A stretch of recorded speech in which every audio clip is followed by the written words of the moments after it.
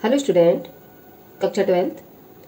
मैं आज आप लोगों की अगली नई यूनिट जिसमें फर्स्ट यूनिट है और जो 14 नंबर की है जिसका नाम रिप्रोडक्शन जनन है। तो ये फर्स्ट यूनिट के लेसन हमें पढ़ने हैं नए सिलेबस के अकॉर्डिंग, जिसमें पहला लेसन पुष्पी पादपों में लैंगिक जनन, दूसरा मानव जनन और तीसरा जनन स्वास्थ्य। ये 3 लेसन जब हम कंप्लीट करेंगे फर्स्ट यूनिट में तो 14 अंक की हमारी तैयारी कंप्लीट होगी। तो मैं आपको ये सबसे सिंपल लेसन यही है जनन स्वास्थ्य, यहाँ से शुरू करूंगी। जनन स्वास्थ्य रिप्रोडक्टिव हेल्थ।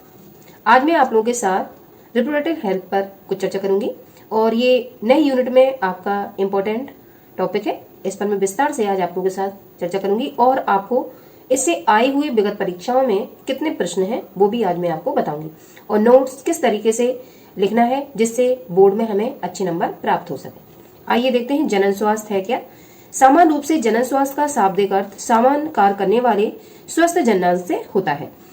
WHO के अनुसार, WHO world health organisation WHO कहता है कि जनन स्वास्थ्य का तात्पर्य जनन के समस्त स्वस्थ विषयों के योग से है, जिसमें शारीरिक रूप से, भावनात्मक रूप से, व्यवहारिक रूप से और सामाजिक पहलू से हमें सभी तरीके से स्वस्थ होना चाहिए, तभी हम स्वस्थता की श्रेणी में माने जाएंगे।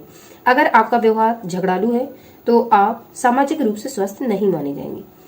इस तरीके से शारीरिक, भावनात्मक, व्यवहारिक और सामाजिक चारों पहलुओं से व्यक्ति को स्वस्थ होना चाहिए, तभी WHO उसे स्वस्थता की श्रेणी में मानता है। ये जनन स्वास्थ्य का इंट्रो हो गया। 7 अप्रैल को विश्व स्वास्थ्य दिवस जबकि 11 जुलाई को विश्व जनसंख्या दिवस मनाया जाता है। ये मल्टीपल चॉइस के 2 क्वेश्चन हो गए। अगला इसी में नया टॉपिक देखेंगे हम RCH प्रोग्राम। RCH प्रोग्राम है क्या? RCH का फुल फॉर्म हमें पता होना चाहिए, reproductive and child health care programme. ये पहले भारत सरकार ने सन 1951 में इसकी शुरुआत की थी और इसको परिवार नियोजन नामक कार्यक्रम के नाम से जाना जाता था, बट इसका नाम नया बदल के अब परिवार कल्याण फैमिली वेलफेयर कर दिया गया है। आइए देखते हैं RCH प्रोग्राम। भारत सरकार ने सन 1951 में परिवार नियोजन नामक कार्यक्रम की शुरुआत की। सन 1977 से 78 के बाद परिवार नियोजन कार्यक्रम का नाम बदलकर परिवार कल्याण फैमिली वेलफेयर कर दिया गया। आगे जनन एवं बाल स्वास्थ्य सेवा कार्यक्रम reproductive and child health care programme RCHP द्वारा जनन संबंधी विभिन्न पहलुओं के बारे में समाज में जागरूकता पैदा करना। तो ये RCH प्रोग्राम है, ये समाज में जागरूकता फैलाने का कार्य करता है कि हमें अपने जननांगों को किस तरीके से स्वस्थ रखना है। RCH प्रोग्राम के उद्देश्य जनन संबंधी विषयों की जानकारी। तो RCH प्रोग्राम क्या करता है? RCH प्रोग्राम के माध्यम से समाज में जागरूकता फैलाने का प्रयास किया जाता है। पहला काम, इसका काम तो ये हो गया। दूसरा, RCH प्रोग्राम के माध्यम से युवाओं को यौन या लिंग संबंधी रोगों जैसे एड्स, उपदंश, इसको सिफिलिस भी कहते हैं, और ये यौन संचारित रोग है ये आदि के संदर्भ में जानकारी एवं परामर्श दी जाती। परामर्श कहते हैं सलाह को, ताकि समाज को यौन समस्याओं से बचाया जा सके। अगर हम समाज में ये RCH जो प्रोग्राम है इसका जो उद्देश्य है वो युवाओं को यौन संचारित रोगों के प्रति अवेयर करना चाहता है, जिससे जो समाज में यौन संबंधी समस्याएं फैली हुई हैं उनसे बचाया जा सके। अगला है यौन शिक्षा, सेक्स एजुकेशन। विद्यालय यौन संबंधी सही ज्ञान देने के लिए युवा वर्ग को उचित यौन शिक्षा के लिए प्रोत्साहित करते हैं, इसलिए सिलेबस में टॉपिक आप लोगों का लगा है, जिससे टीचर्स लोग विद्यालय में इसको शिक्षा के रूप में बच्चों को देने का प्रयास करें। अभी तक सभी विद्यालयों द्वारा यौन शिक्षा नहीं दी जाती है, जिसके कारण भावी पीढ़ी जागरूक नहीं हो पाती है। अगला RCH प्रोग्राम का उद्देश्य टीकाकरण, इम्यूनाइजेशन। RCH स्वास्थ्य विभाग द्वारा शिशु एवं गर्भवती महिलाओं को अनेक बीमारियों से बचाने के लिए इनमें टीकाकरण करवाता है, वैक्सीनेशन।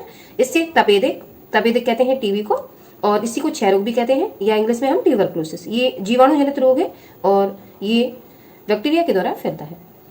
हेपेटाइटिस, टिटनेस, काली खांसी जैसे रोगों से सुरक्षा प्राप्त होती है। अगला इसका कार्य क्या है? गर्भ निरोधक विधियों का ज्ञान। तो RCH जो प्रोग्राम होता है वो गर्भ को रोकने की जो विधियां होती हैं उनका जो ज्ञान होता है वो दंपति को देने का प्रयास करता है। जनसंख्या नियंत्रण हेतु गर्भ निरोधन की विभिन्न विधियों जैसे कॉन्डोम का प्रयोग करना, गर्भ निरोधक गोलियों का प्रयोग करना, कॉपर लगवाना आदि से ये अवगत कराता है। इस कॉन्डोम का प्रयोग करने से, गर्भ निरोधक गोलियों का प्रयोग करने से और कॉपर प्रयोग करने से गर्भ धारण की समस्या से छुटकारा पाया जा सकता है। तो इन सभी संबंधों पे जो चर्चा होती है वो RCH प्रोग्राम करता है। अगला छोटा परिवार, स्मॉल फैमिलीज। RCH कार्यक्रम द्वारा एक स्वस्थ एवं सफल समाज के लिए नियंत्रित जनन, कम संतान तथा समाज में लिंगानुपात स्थिर रखने पर जोर दिया जाता है। तो आरसीएच कार्यक्रम क्या करता है कि एक सफल और स्वस्थ समाज की वो कल्पना कर सके और जो जनसंख्या है उसको वो नियंत्रित कर सके और समाज में लिंग अनुपात है, स्त्रीलिंग और पुल्लिंग, लड़का और लड़की का जो अनुपात है वो स्थिर रखने पर जोर दिया जाता है। ऐसा नहीं है कि लड़कों की संख्या ज्यादा हो जाए और लड़कियों की कम हो जाए। कन्या भ्रूण हत्या के कारण लिंगानुपात सभी जगह अस्थिर है। अब ये टॉपिक मैंने क्लियर किया। अब इससे पूछे गए अभी तक विगत परीक्षाओं में कौन कौन से प्रश्न आए हैं उन पर चर्चा करेंगे। पहला, भारत में परिवार नियोजन कार्यक्रम कब प्रारंभ हुआ? तो मैंने जस्ट अभी आपको बताया 1951 में ये कार्यक्रम प्रारंभ हुआ था। दूसरा क्वेश्चन, जनन स्वास्थ्य से क्या तात्पर्य है? तो मैंने इसकी परिभाषा भी आपको लिखवाई। जनन स्वास्थ्य जनन के समस्त विषयों का योग है जिसमें शारीरिक, भावनात्मक, व्यवहारिक तथा सामाजिक पहलू भी शामिल। एक नंबर में आपको इतना लिखना पड़ेगा जैसा कि मैंने आपको आगे इस टॉपिक पे चर्चा की हुई है। अब आंसर राइटिंग किस तरीके से करना है एक नंबर में, तो मैं नोट्स आपको बता रही हूँ, इस तरीके से लिखेंगे आप लोग। अगला प्रश्न, विश्व स्वास्थ्य दिवस कब मनाया जाता है? तो ये 7 अप्रैल को मनाया जाता है। अगला प्रश्न, विश्व जनसंख्या दिवस कब मनाया जाता है? तो ये 11 जुलाई को मनाया जाता है। अगला प्रश्न, आरसीएच कार्यक्रम क्या है? इसके प्रमुख उद्देश्य को विस्तार पूर्वक समझाइए। 3 नंबर में ये प्रश्न पूछा गया था। तो आरसीएच कार्यक्रम क्या है इस पे मैंने अभी जस्ट चर्चा की और इसके उद्देश्य भी मैंने अभी आपको बताए। तो आप 3 नंबर में आपको पता है कि आपको 35 जो वर्ड होते हैं उनसे कम नहीं लिखना है। ये मैं चर्चा आप लोगों से कर चुकी हूँ सिलेबस के अकॉर्डिंग। तो 3 नंबर में हमें कम से कम 35 शब्द इस आंसर राइटिंग में लिखने पड़ेंगे। आई होप नया लेसन आज मैंने इंट्रोडक्शन से शुरू किया है। ये प्रश्न जो मैंने आज आपको क्वेश्चन या टॉपिक पढ़ाया हुआ है इससे अभी तक ये शॉर्ट क्वेश्चन आपसे पूछे गए हैं। अब लॉन्ग क्वेश्चन इस लेसन के कौन कौन से इंपॉर्टेंट है और इनसे अभी तक कौन से प्रश्न बने हैं, प्रत्येक टॉपिक पढ़ाने के जस्ट बाद मैं आए हुए प्रश्नों पर चर्चा करूंगी। आप लोग नोट्स बनाते हुए इन क्वेश्चनों का जो मैं आपको क्वेश्चन करवा रही हूँ उनके तुरंत नोट से आंसर राइटिंग लिखेंगे तो आपको आने वाली परीक्षा में काफी लाभ प्राप्त हो सकता है। अगर वीडियो आपको थोड़ी भी हेल्पफुल लगती है कि मेरे पढ़ाने से आपकी थोड़ी हेल्प हो रही है तो आप वीडियो को लाइक और सब्सक्राइब जरूर कीजिए। हेलो स्टूडेंट, कक्षा 12th, आज मैं आप लोगों के साथ यूनिट फर्स्ट जो 14 अंक की आप लोगों के सिलेबस में लगी हुई है जीव विज्ञान में, उसमें जनन स्वास्थ्य लेसन में आज मैं सेकंड टॉपिक आप लोगों से डिस्कस करूंगी, जिसमें सेकंड टॉपिक हमारा रहेगा जनसंख्या विस्फोट, ह्यूमन पॉपुलेशन एक्सप्लोजन। ये इंपॉर्टेंट क्वेश्चन है, कई सारे ये एग्जाम में ये प्रश्न पूछा गया है और हिंदी में इस पे निबंध भी लिखने के लिए आता है। तो दोनों दृष्टि से ये प्रश्न आपका बहुत इंपॉर्टेंट है। हिंदी में जनसंख्या विस्फोट पर अगर निबंध आता है तब भी आप इसको लिख सकते हैं और बायोलॉजी में तो ये इंपॉर्टेंट है ही। 19, 22, 20, 23, 11 और 16 में प्रश्न लॉन्ग क्वेश्चन में 5 नंबर में आप लोगों के जीव विज्ञान के पेपर में पूछा जा चुका है। आइए देखते हैं जनसंख्या विस्फोट है क्या। अल्प समय में हुई तीव्र जनसंख्या वृद्धि को जनसंख्या विस्फोट कहते हैं।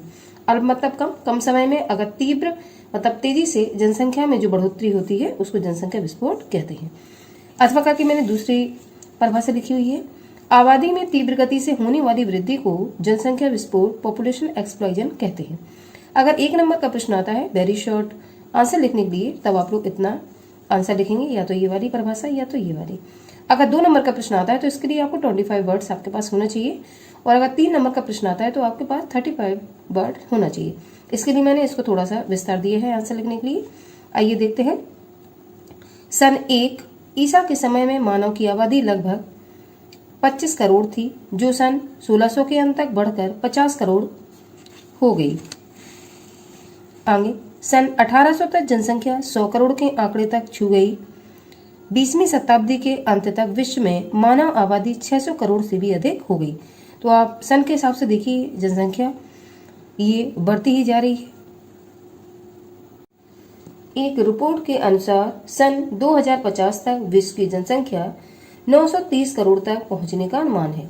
इस प्रकार आबादी में तीव्र गति से होने वाली वृद्धि को जनसंख्या विस्फोट कहते हैं। ये आपका 3 नंबर के हिसाब से मैंने आंसर राइटिंग आपको बताया किस तरीके से लिखना है। अब दूसरी हेडिंग देखेंगे मानव जनसंख्या वृद्धि के कारण, causes of human population growth. मानव जनसंख्या वृद्धि के प्रमुख कारण निम्नलिखित हैं। आप इसी तरीके से हेडिंग पहले पेपर में लिखेंगे जिससे आपका काफी सारा स्पेस फिल हो जाएगा ये हेडिंग डालने से। फिर आप एक एक हेडिंग लेके उसकी आंसर राइटिंग शुरू करेंगे।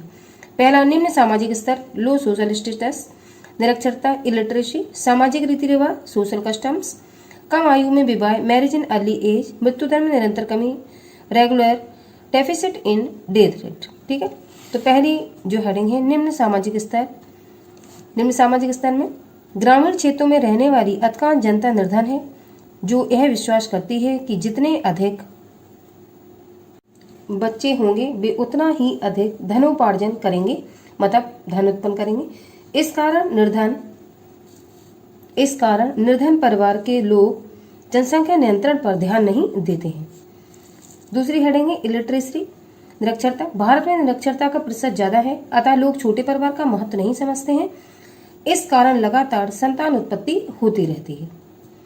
अगली हेडिंग सामाजिक रीति रिवाज। हमारे देश में बच्चों को ईश्वर की देन माना जाता है। कई लोग कहते हैं कि ये तो प्रभु की देन है, उन्होंने जो भी बच्चा दिया है वो हमको पालना ही है, जबकि ऐसा नहीं है। परिवार में पुत्र का जन्म आवश्यक माना जाता है। इस कारण पुत्र प्राप्ति की कामना हेतु लोग कई संतानें पैदा कर लेते हैं, जिसके कारण परिवार बड़ा होता जाता है।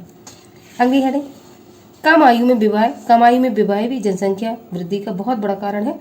ग्रामीण तथा अशिक्षित परिवारों में आज भी बाल विवाह की प्रथा का प्रचलन है, जिसके कारण कम आयु में ही ये दंपत्ति संतान पैदा करने लगते हैं। अगली हेडिंग मृत्यु दर में निरंतर कमी। बहुत सारी चिकित्सा सुविधाएं उपलब्ध हैं, इस कारण मृत्यु दर में कमी आई है और जन्म दर में बढ़ोतरी हुई है, तो ये भी बहुत बड़ा कारण है जनसंख्या वृद्धि को बढ़ाने का। विभिन्न आधुनिक चिकित्सा सुविधाएं और सामुदायिक स्वास्थ्य कारणों के फलस्वरूप मृत्यु दर में लगातार कमी आ रही है एवं जन्म दर बढ़ रही है। अगली हेडिंग देखिए जनसंख्या विस्फोट के परिणाम एवं परिवार नियोजन की आवश्यकता। बढ़ती हुई जनसंख्या के कारण निम्नलिखित समस्याएं उत्पन्न हो रही हैं। पहला, खाद्य आपूर्ति की समस्या, शिक्षा व्यवस्था की समस्या, रोजगार की समस्या, स्वास्थ्य एवं चिकित्सा सेवा की समस्या। तो हम पहली हेडिंग देखेंगे खाद्य आपूर्ति की समस्या। अगर जनसंख्या इसी तरीके से दिन प्रतिदिन बढ़ती रही तो निश्चित बात है कि जो फूड मटेरियल होगा उसकी समस्या हम लोगों के सामने उत्पन्न हो जाएगी। आइए देखते हैं खाद्य आपूर्ति की समस्या, प्रॉब्लम ऑफ फूड सप्लाई। जनसंख्या वृद्धि के कारण हमारे देश में खाद्य आपूर्ति की समस्या उत्पन्न हो गई है तथा बच्चे कुपोषण का शिकार हो रहे हैं। दूसरी हेडिंग रोजगार की समस्या, यहां मैं हिंदी लिख देती हूं। रोजगार की समस्या, एम्प्लॉयमेंट प्रॉब्लम। जनसंख्या की तीव्र वृद्धि से बेरोजगारी की समस्या बढ़ती जा रही है। बेरोजगारी व्यक्ति के परिवार को बहुत सारी समस्याओं से घेर लेती है। अगली हेडिंग शिक्षा व्यवस्था की समस्या। शिक्षण संस्थाओं की कमी के कारण बच्चों को पढ़ाई के लिए प्रवेश पाना कठिन हो रहा है। अगली हेडिंग स्वास्थ्य एवं चिकित्सा समस्या। परिवार में अधिक बच्चे होने से मां का स्वास्थ्य खराब हो जाता है, जिससे बच्चों की उचित देखभाल के अभाव में उनका उचित विकास नहीं हो पाता है। अब उपाय देखेंगे कि जनसंख्या वृद्धि को हम कंट्रोल कैसे कर सकते हैं। जनसंख्या वृद्धि पर नियंत्रण के उपाय, कंट्रोल ऑफ पॉपुलेशन ग्रोथ। पहला उपाय है वैधानिक उपाय। हमें विधि के अनुसार कुछ उपाय और नियम बनाने चाहिए।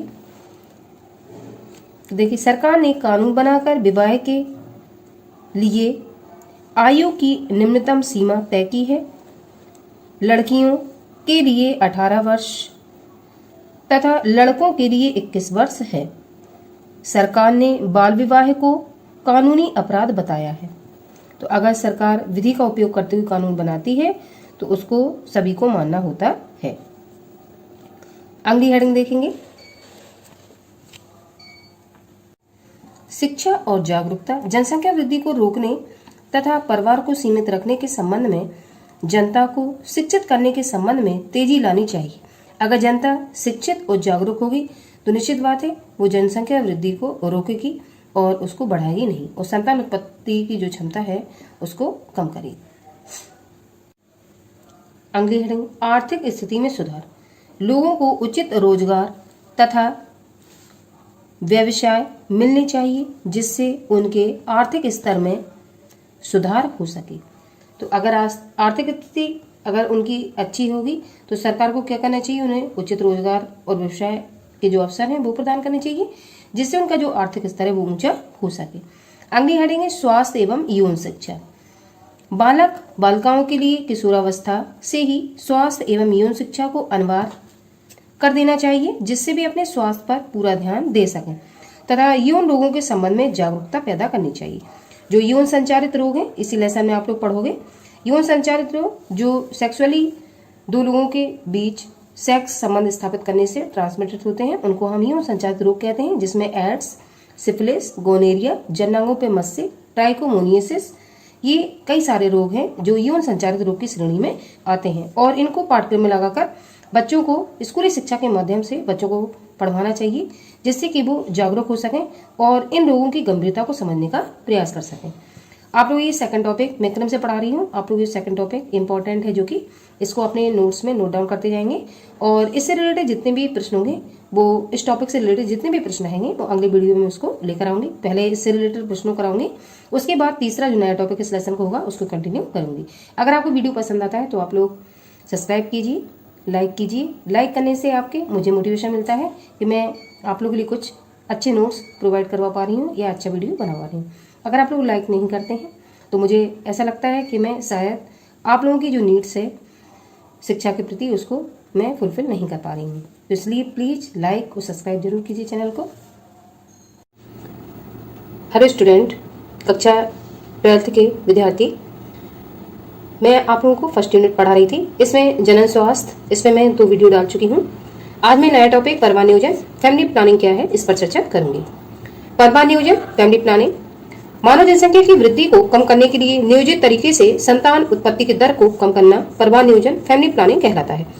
जनसंख्या इस टाइम बढ़ती ही जा रही है, तो इसके लिए फैमिली प्लानिंग करना सभी को जरूरी है। और फैमिली प्लानिंग में हम कुछ तरीके अपनाते हैं जिससे संतान उत्पत्ति की दर को हम कम कर सकते हैं। इस क्रिया को हम परिवार नियोजन फैमिली प्लानिंग के नाम से जानते हैं।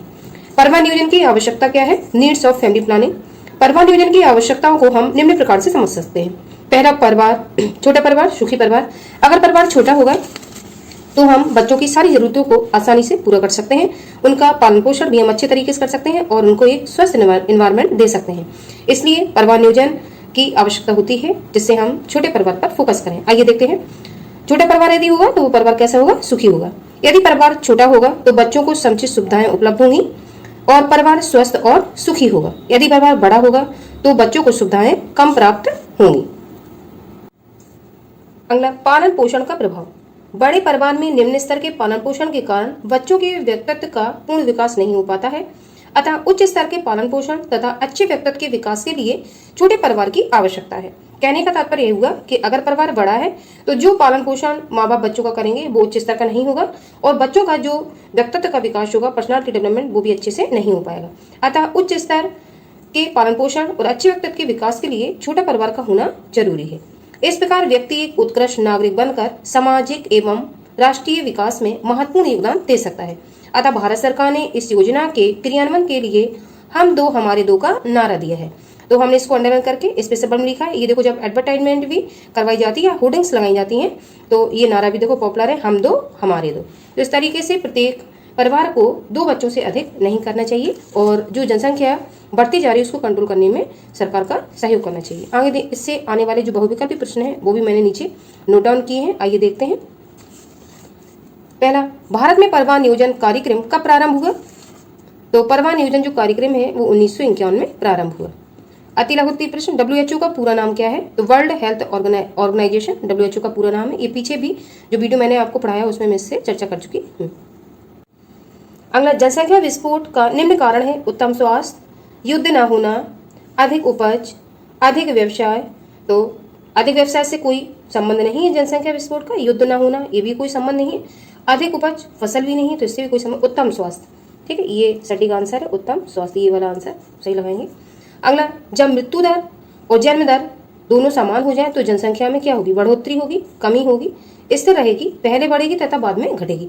अगर जन्म दर और मृत्यु दर समान रहेंगी तो निश्चित बात है जनसंख्या स्थिर हो जाएगी, ना ही घटेगी और ना ही बढ़ेगी। अगला, जनसंख्या वृद्धि रोकने का एक उपाय है जन्म दर में वृद्धि, विवाह आयु में वृद्धि, शिक्षा का प्रसार, दोनों वी तथा सी। तो जनसंख्या वृद्धि को रोकने का उपाय जन्म दर में जो बच्चे पैदा हो रहे हैं उनको कंट्रोल किया जाए, 2 से अधिक बच्चे नहीं करें कोई भी। विवाह आयु में वृद्धि, विवाह बाल विवाह ना किया जाए, उनकी आयु कंप्लीट होने के बाद ही, जैसे कि सरकार ने 18 वर्ष लड़कियों की और 21 वर्ष लड़कों की रखी, उसी के अंतराल में उनका विवाह किया जाए। तो और तीसरा है शिक्षा का प्रसार। तो जनसंख्या वृद्धि को रोकने का सबसे अच्छा जो साधन है, सटीक आंसर है, विवाह आयु में वृद्धि कर देना चाहिए, और अगर शिक्षित होंगे व्यक्ति तो निश्चित बात है परिवार को छोटा ही रखेंगे। तो बी तथा सी ये सटीक आंसर है। अगर जनदर में हम वृद्धि करेंगे तो निश्चित बात है जनसंख्या बढ़ेगी, तो ये तो गलत हो गया, ये दोनों सही आंसर है। तो बी तथा सी दोनों ही। लघु टिप्पणी परवाह नियोजन पर टिप्पणी लिखिए। तो फैमिली प्लानिंग मैंने आपको अभी बताया है। तो 2 नंबर में जब आप शब्द लिखेंगे तो 25 शब्द से आपको कम नहीं लिखना है, ठीक है। ये बोर्ड की कॉपी में जब आप नोट डाउन करेंगे तो पेपर में लिखा हुआ रहता है। तो परवाह नियोजन में जो मैंने आपको अभी समझाया उसमें से आप 25 शब्द से ज़्यादा छांट लेंगे थोड़े से, और उसमें लिखने का प्रयास करेंगे। जनसंख्या विस्फोट किसे कहते हैं, इसके क्या परिणाम हो रहे हैं। तो जनसंख्या विस्फोट क्या है, इसके क्या परिणाम हो रहे हैं, ये 3 नंबर प्रश्न पूछा गया था, और पिछले वीडियो में इस पर चर्चा आप लोगों के साथ कर चुकी हूँ। अगला आरसीएच कार्यक्रम क्या है, इसके प्रमुख उद्देश्य बताइए। तो आरसीएच प्रोग्राम में पिछले वीडियो में आपको पढ़ा चुकी हूँ, वहां से देख के आप लोग इसको लिखेंगे। अगला स्कूली बच्चों को यौन शिक्षा से परिचित कराने के कोई 5 कारण दीजिए। 3 नंबर में प्रश्न पूछा गया था। तो स्कूली बच्चों को यौन शिक्षा से परिचित कराने के लिए आपके सिलेबस में देखो ये लेसन लगा हुआ है और टीचर्स आपको पढ़ाते हैं। तो वो 5 कारण देने हैं कि अगर स्कूल में ये यौन शिक्षा से रिलेटेड लेसन लगा हुआ है तो क्या फायदे हैं। पहला, स्कूली बच्चों को यौन शिक्षा से परिचित कराने के कारण निम्नलिखित है। पहला, विद्यालय यौन संबंधी सही ज्ञान देने के लिए युवा वर्ग को उचित यौन शिक्षा के लिए प्रोत्साहित करते हैं। तो विद्यालय ये एक ऐसा सशक्त माध्यम है जिसके माध्यम से वो युवा वर्ग को यौन शिक्षा से संबंधित शिक्षा देकर उनको प्रोत्साहित वो कर सकता है। अगला, इसके अंतर्गत छात्रों को जननांगों, सहायक जननांगों, गौण लैंगिक लक्षणों से परिचित किया जा सकता है। तो छात्रों को जननांग कौन से हैं, सहायक जननांग कौन से हैं, और गौण लैंगिक लक्षण कौन से, ये भी लेसन में लगा हुआ है आपका। आगे आप जो लेसन पढ़ेंगे उसमें ये मैं पढ़ाऊंगी आप लोगों को। अगला, यौवनारंभ पर होने वाले शारीरिक परिवर्तनों से परिचित कराया जा सकता है। यौवनारंभ युवावस्था जब प्रारंभ होती है तो शरीर में हार्मोन्स परिवर्तित होते हैं। उन हार्मोन के परिवर्तित होने के कारण शरीर में कुछ परिवर्तन भी हमें दिखाई दिए जाते हैं। इनसे भी आपको स्कूली शिक्षा जो टीचर्स देता है वो परिचित कराने का प्रयास करता है। अगला, सुरक्षित यौन संबंधों तथा इनसे संबंधित रोगों से अवगत कराया जाता है। सुरक्षित यौन संबंध किस तरीके से और संबंधित रोग कौन कौन से हो सकते हैं, ये यौन शिक्षा के माध्यम से ये भी विद्यालय बताने का प्रयास करता है। अगला, स्कूली शिक्षा के माध्यम से समाज में फैली भ्रांतियों को दूर कर समाज में भावी पीढ़ियों को जागरूक किया जा सकता है। तो स्कूली शिक्षा के माध्यम से समाज में जो भ्रांतियां फैली हुई हैं, ठीक है, उनको भी, और जो भावी पीढ़ी के बच्चे हैं, भावी मतलब भविष्य की जो पीढ़ियां हैं, उनको भी जागरूक किया जा सकता है। इसलिए आपके सिलेबस में ये लेसन लगाए गए हैं कि विद्यालय में जो टीचर है या विद्यालय के जो भी आपके स्टाफगण हैं वो सब अगर सिलेबस के माध्यम से आपको इन सब चीज़ों के बारे में परिचित कराएं तो आप लोग इजीली उस चीज़ को समझ सकते हैं।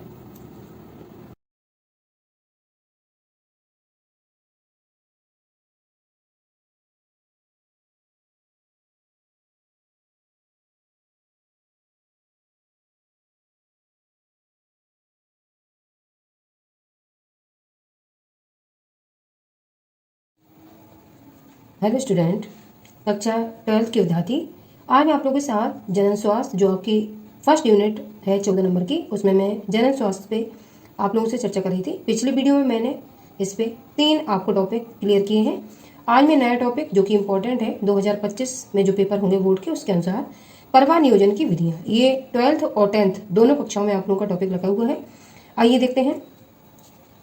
मोड्स ऑफ फैमिली प्लानिंग, परिवार में संतानों की संख्या को सीमित रखने के लिए भारत जैसे विकासशील देशों में परिवार नियोजन केंद्र बने हैं।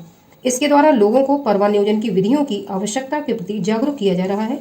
संतानों की उत्पत्ति को विभिन्न विधियों द्वारा नियंत्रित करना संतति नियंत्रण कहलाता है। यहाँ से एक वेरी शॉर्ट क्वेश्चन आ चुका है, संतति नियंत्रण क्या है। तो संतानों की उत्पत्ति को विभिन्न विधियों द्वारा कंट्रोल करना संतति नियंत्रण कहलाता है। संतति मतलब संतान है और उनको कंट्रोल करना। जैसे मैंने पिछले लेक्चर में आपको बताया था, हम दो हमारे दो, ठीक है, इस तरीके से फैमिली को प्लान करके आगे परिवार को मेंटेन करके रखना। आगे देखेंगे, परिवार नियोजन हेतु दंपतियों द्वारा विभिन्न युक्तियों का उपयोग किया जाता है। युक्तियां या उपाय कह सकते हैं इसको, जिन्हें गर्भ निरोधक युक्तियां और इंग्लिश में कॉन्ट्रासेप्टिव मेथड्स कहते हैं। तो गर्भ निरोधक युक्तियां, इस पे भी एक प्रश्न आ चुका है। गर्भ निरोधक युक्तियां क्या है, तो हम हेडिंग डाल के परिवार नियोजन हेतु दंपति मतलब पति पत्नी का जोड़ा विभिन्न उपायों के द्वारा जो बच्चों का जन्म है उसको नियंत्रित करता है विभिन्न उपायों को, ठीक है, यूज करके, तो उसको हम क्या कहते हैं, गर्भ निरोधक युक्तियां कहते हैं। आगे एक प्रश्न आपका शॉर्ट में पूछा जा चुका है, आदर्श गर्भ निरोधक युक्ति में कौन कौन से गुण होने चाहिए। तो ये भी आपका एक ऐसा शॉर्ट नोट है। तो एक आदर्श गर्भ निरोधक युक्ति में जो गुण होने चाहिए सबसे पहले ये है कि ये सस्ते और मुफ्त उपलब्ध होने चाहिए। जैसे कि सरकारी हॉस्पिटल में ये आपको सस्ते और मुफ्त उपलब्ध ही होते हैं। अगला, गर्भ निरोधक प्रभावी होना चाहिए।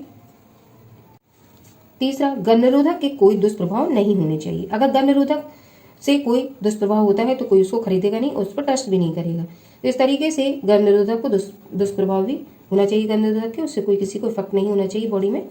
अगले, परिवार नियोजन हेतु गर्भ निरोधक उपायों को निम्नलिखित श्रेणियों में बांटा जा सकता है। आप फैमिली को प्लान करने के लिए कौन कौन से गर्भ निरोधक उपाय हैं, उनको किन श्रेणियों में बांटा गया है, आइए उस पर चर्चा करते हैं। पहले मैंने एक ग्राफ बनाया हुआ है, अगर इस ग्राफ को आप लोग बनाते हैं तो इसी से आपके सारे जो क्वेश्चन होंगे मल्टीपल चॉइस के, बहुविकल्पी और आपके लघुत्तम प्रश्न सॉल्व हो जाएंगे। तो हम ध्यान से इस चार्ट को देखेंगे। पहली विधि है प्राकृतिक विधियां। इसमें 3 तरीके के मेथड्स अपनाए जाते हैं, जिसमें पहली है आवृत्ति विधि, दूसरा है संभोग व्यवधान और तीसरा है स्तनपान अनारता। आवृत्ति विधि में मासिक चक्र के अंतराल को हम देखते हैं और दिन काउंट करके कौन से दिन सेफ जोन में है, कौन से अनसेफ जोन में, उसके अनुसार हम ये विधि अप्लाई करते हैं। लेकिन ये विधि 80% तो कारगर है, बाकी 20% विश्वसनीय विधि नहीं है। दूसरा संभोग व्यवधान। इसमें संभोग व्यवधान में जो शुक्राणु मेल के द्वारा निकलते हैं वो अंडाणु आपस में मिलने न पाए, इसके लिए संभोग व्यवधान विधि में जो पुरुष होता है वो अपने शुक्राणु को अंडाणु से मिलने से रोकने का प्रयास करता है। अगला है स्तनपान अनारता। इसमें महिलाएं जब बच्चों को जन्म देती हैं और 6 माह तक जब वो बच्चों को दूध पिलाती हैं तो उस टाइम में उनका मासिक चक्र नहीं चलता है और अंडाणु भी नहीं निकलते हैं। तो इस हिसाब से स्तनपान अनारता जो 6 महीने का टाइम पीरियड होता है डिलीवरी के बाद का, वो सेफ जोन में माना जाता है। तो ये 3 विधियां प्राकृतिक विधियां हैं जिनको हम अप्लाई कर सकते हैं, बट ये 80% कारगर होती हैं, बाकी 20% असफल विधियां मानी जाती हैं। अगला है दूसरी वादा विधियां, जिसको वेरिएंट मेथड्स कहते हैं। इसमें पहली है रासायनिक विधि। रासायनिक विधियों में हम क्रीम, जेली, फोम, गोलियां, पेस्ट का यूज करते हैं। यौन संबंध स्थापित करने से पहले दंपति इन क्रीम, जेली, फोम, गोलियों आदि पेस्ट का उपयोग करते हैं। यांत्रिक विधियां। यांत्रिक विधियों में जो मैकेनिकल मेथड्स हैं वो फोर्स से ये यूज की जाती हैं, जैसे कि कोंडोम, योनि धानी, ये महिला का, ये पुरुष का है, तंतुपट, ग्रीवा टोपी, कॉपर्टी आदि, ये यांत्रिक विधियां हैं जिनको फोर्सफुली यूज किया जाता है। अगला अंतःगर्भाशयी यंत्र, ये इंपॉर्टेंट है, इस पे शॉर्ट नोट आता है, आइए देखते हैं। अंतःगर्भाशयी यंत्र, इसका इंग्लिश में फुल फॉर्म आई से इंट्रा, यू से यूट्राइन और डी से डिवाइस, या फिर आप हिंदी में याद रखिए अंतःगर्भाशयी यंत्र, ये पूछा जाता है प्रश्न। अब अंतःगर्भाशयी यंत्र में जो स्त्रियां होती हैं वो गर्भाशय में इन प्रॉपर्टीज को लगवाकर गर्भ निरोधक को रोक सकती हैं। आगे देखते हैं। ये आईयूडी 3 तरीके की होती है। पहला औषधि रहित आईयूडी, जिसमें लिपिस लूप बनाकर, ठीक है, इस औषधि रहित आईयूडी का यूज किया जाता है। तावा मोचक आईयूडी, इसमें कॉपर 7, मल्टी लोड 375, इन कॉपर्टी का यूज किया जाता है।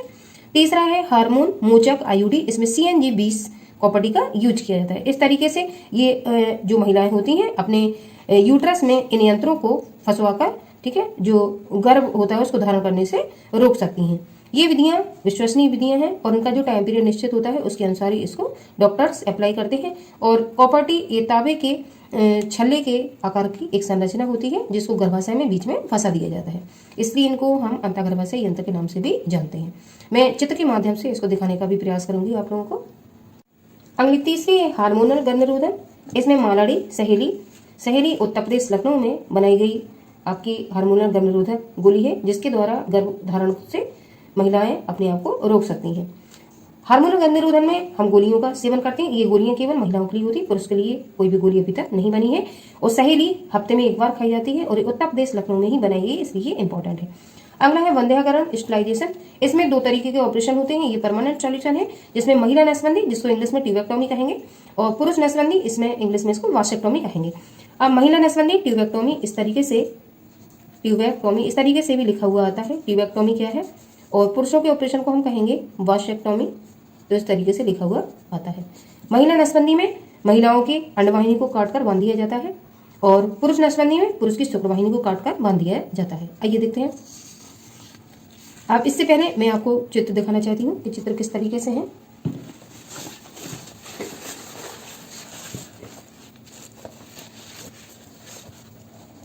ये आपको चित्र दिखाई दे रहे होंगे, मैं किताब से दिखाने का प्रयास कर रही हूँ। इसमें ये पहला नर कॉन्डोम है, ठीक है, जिसको नर कॉन्डोम को हम यांत्रिक विधियों में यूज करते हैं, पुरुष यूज करेंगे। ये महिला कॉन्डोम है, इसको स्त्री यूज करेगी। ये डायफ्राम है, ठीक है, इसको भी महिला यूज करती है। ग्रीवा टोपी है और ये बाल्ट है। ये गर्भ निरोधक, ये जो आपके इंट्रायूट्राइन डिवाइस है, ये गर्भाशय में स्थापित कर दिए जाते हैं, जिससे गर्भ धारण होने की संभावना को रोका जा सकता है। ये आपकी शुक्राणु नाशक क्रीम है और ये तांबे के छल्ले के आकार की संरचना आपको दिखाई दे रही है। ये महिलाएं गर्भाशय में एक योग चिकित्सक डॉक्टर से ये फंसवा लेती हैं गर्भाशय में, इसको कॉपर्टी कहते हैं। कॉपर्टी कई तरीके की होती हैं। ये अंगला मल्टीलोड 375 है आईयूडीएस। ये मुखी गर्भ निरोधक गोलियां हैं जिसमें ये मालाड़ी सहेली कोई भी हो सकती है। इम्प्लांट ये भी महिलाएं यूज करेंगी। और अंतरारोपण इंजेक्शन निक्षेपण, अब 3 माह के इंजेक्शन भी लगते हैं जिससे महिलाओं में 3 माह तक गर्भधारण की संभावना को रोका जा सकता है। तो इतनी सारी प्रिकॉशन लेके या ये इंट्रायूटेरन डिवाइस का यूज करके महिलाएं गर्भधारण को रोक सकती हैं।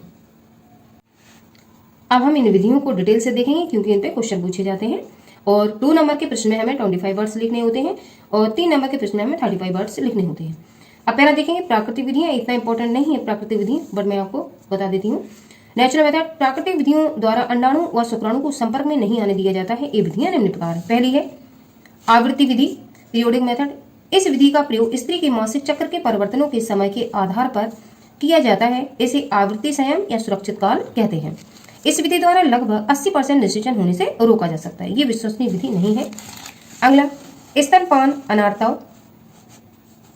यह विधि इस तथ्य पर आधारित है कि प्रसव के उपरांत मतलब बाद में जब मां शिशु को स्तनपान कराती है तब लगभग 6 माह तक अंडोत्सर्ग तथा मासिक चक्र प्रारंभ नहीं होता है। फलस्वरूप निषेचन की संभावना नहीं के बराबर होती है। अगला दूसरा बाधा विधि है। इस विधि में निषेचन की क्रिया को रोकने के लिए अंडाणु तथा शुक्राणु को पास आने से रोका जाता है। इसमें विभिन्न यांत्रिक और रासायनिक विधियों का उपयोग किया जाता है। रासायनिक विधियां, केमिकल मेथड्स। इस विधि में योनि में संभोग से पूर्व विभिन्न प्रकार की क्रीम, जेली, फोम, गोलियां, पेस्ट लगा दिया जाता है। इन्हें शुक्राणुनाशक पदार्थ भी कहते हैं। यौन संबंध स्थापित करने से पहले इन रासायनिक विधियों का यूज करते हैं जिसके कारण शुक्राणु निष्क्रिय हो जाते हैं। अगला है यांत्रिक विधियां, मैकेनिकल मेथड्स। इन विधियों के द्वारा शुक्राणुओं को गर्भाशय या अंडवाहिनी में जाने से रोका जाता है। इनमें कॉन्डोम, योनिधानी, तंतुपट, ग्रीवाटोपी, कॉपर्टी आदि का प्रयोग किया जाता है। मैंने अभी चित्र के माध्यम से आपको दिखाने का प्रयास किया है किस तरीके से आपके जो यांत्रिक विधियों में तंतुपट होता है, योनिधानी होती है। ये चित्र देखिए, मैंने अभी आपको जस्ट दिखाया था। ये आपका डायफ्राम, ग्रीवाटोपी, तंतुपट, ठीक है, और महिला नरकोंडा, बॉल्ट, इस तरीके से ये चित्र में दिखाई दे रहा है। ये आपके इंट्रायूटेरन डिवाइस है जिनको गर्भाशय के अंदर स्थापित किया जाता है। या यौन संबंध स्थापित करने के वक्त पुरुष कॉन्डोम का यूज करते हैं, महिलाएं इस तरीके कॉन्डोम का यूज कर सकती है। दोनों में से कोई एक ही यूज कर सकता है। और इन इंट्रायूटेरन डिवाइस से अंडाणु और शुक्राणु को मिलने से रोका जाता है जिससे जो गर्भधारण की संभावना है वो ना के बराबर हो। आगे अब ये जो मैंने एग्जाम्पल आपको बताया ये आपको याद रखना है क्योंकि ये प्रश्न यहाँ से बन सकते हैं। अगला यांत्रिक विधियां। इन विधियों के द्वारा शुक्राणुओं को गर्भाशय या अंडवाहिनी में जाने से रोका जाता है। इनमें कॉन्डोम, योनिधानी, तंतुपट, ग्रीवाटोपी, कॉपर्टी आदि का प्रयोग किया जाता है।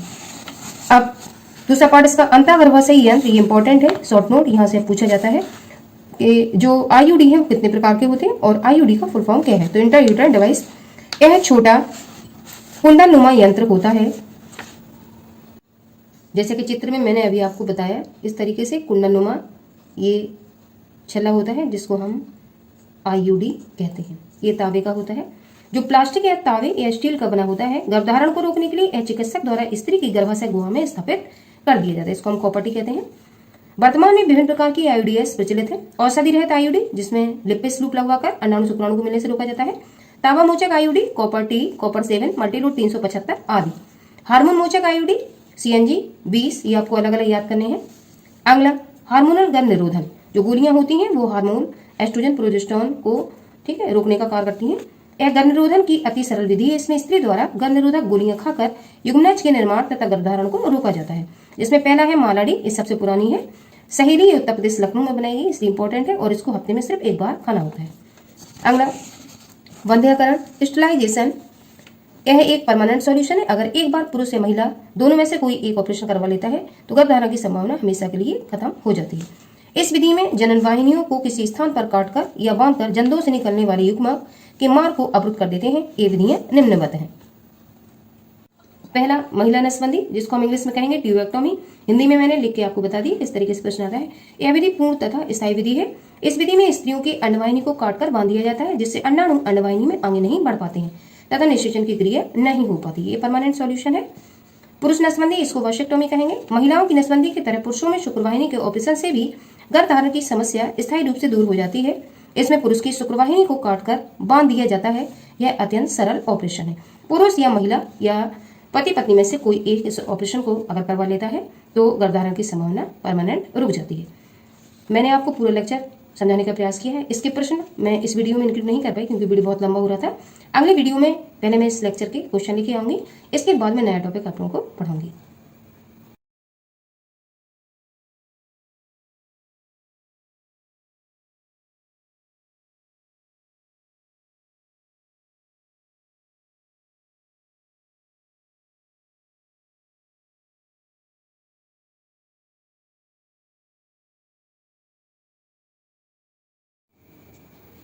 हेलो स्टूडेंट, कक्षा 12th के विद्यार्थी, जनन स्वास्थ्य आप लोगों को मैं पहली यूनिट पढ़ा रही थी।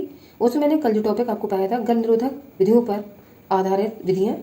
तो आज मैं उन गर्भ निरोधक विधियों पर अगर परीक्षा में पूछे गए जो प्रश्न है उन पर आज मैं चर्चा आपके साथ करूंगी। आइए पहला प्रश्न देखते हैं। कॉपर्टी का कार्य है। कल मैंने आपको कॉपर्टी पढ़ाया था और मैंने इसका चित्र भी आपको दिखाया था किस तरीके दिखाई देती है और इसका क्या वर्क है।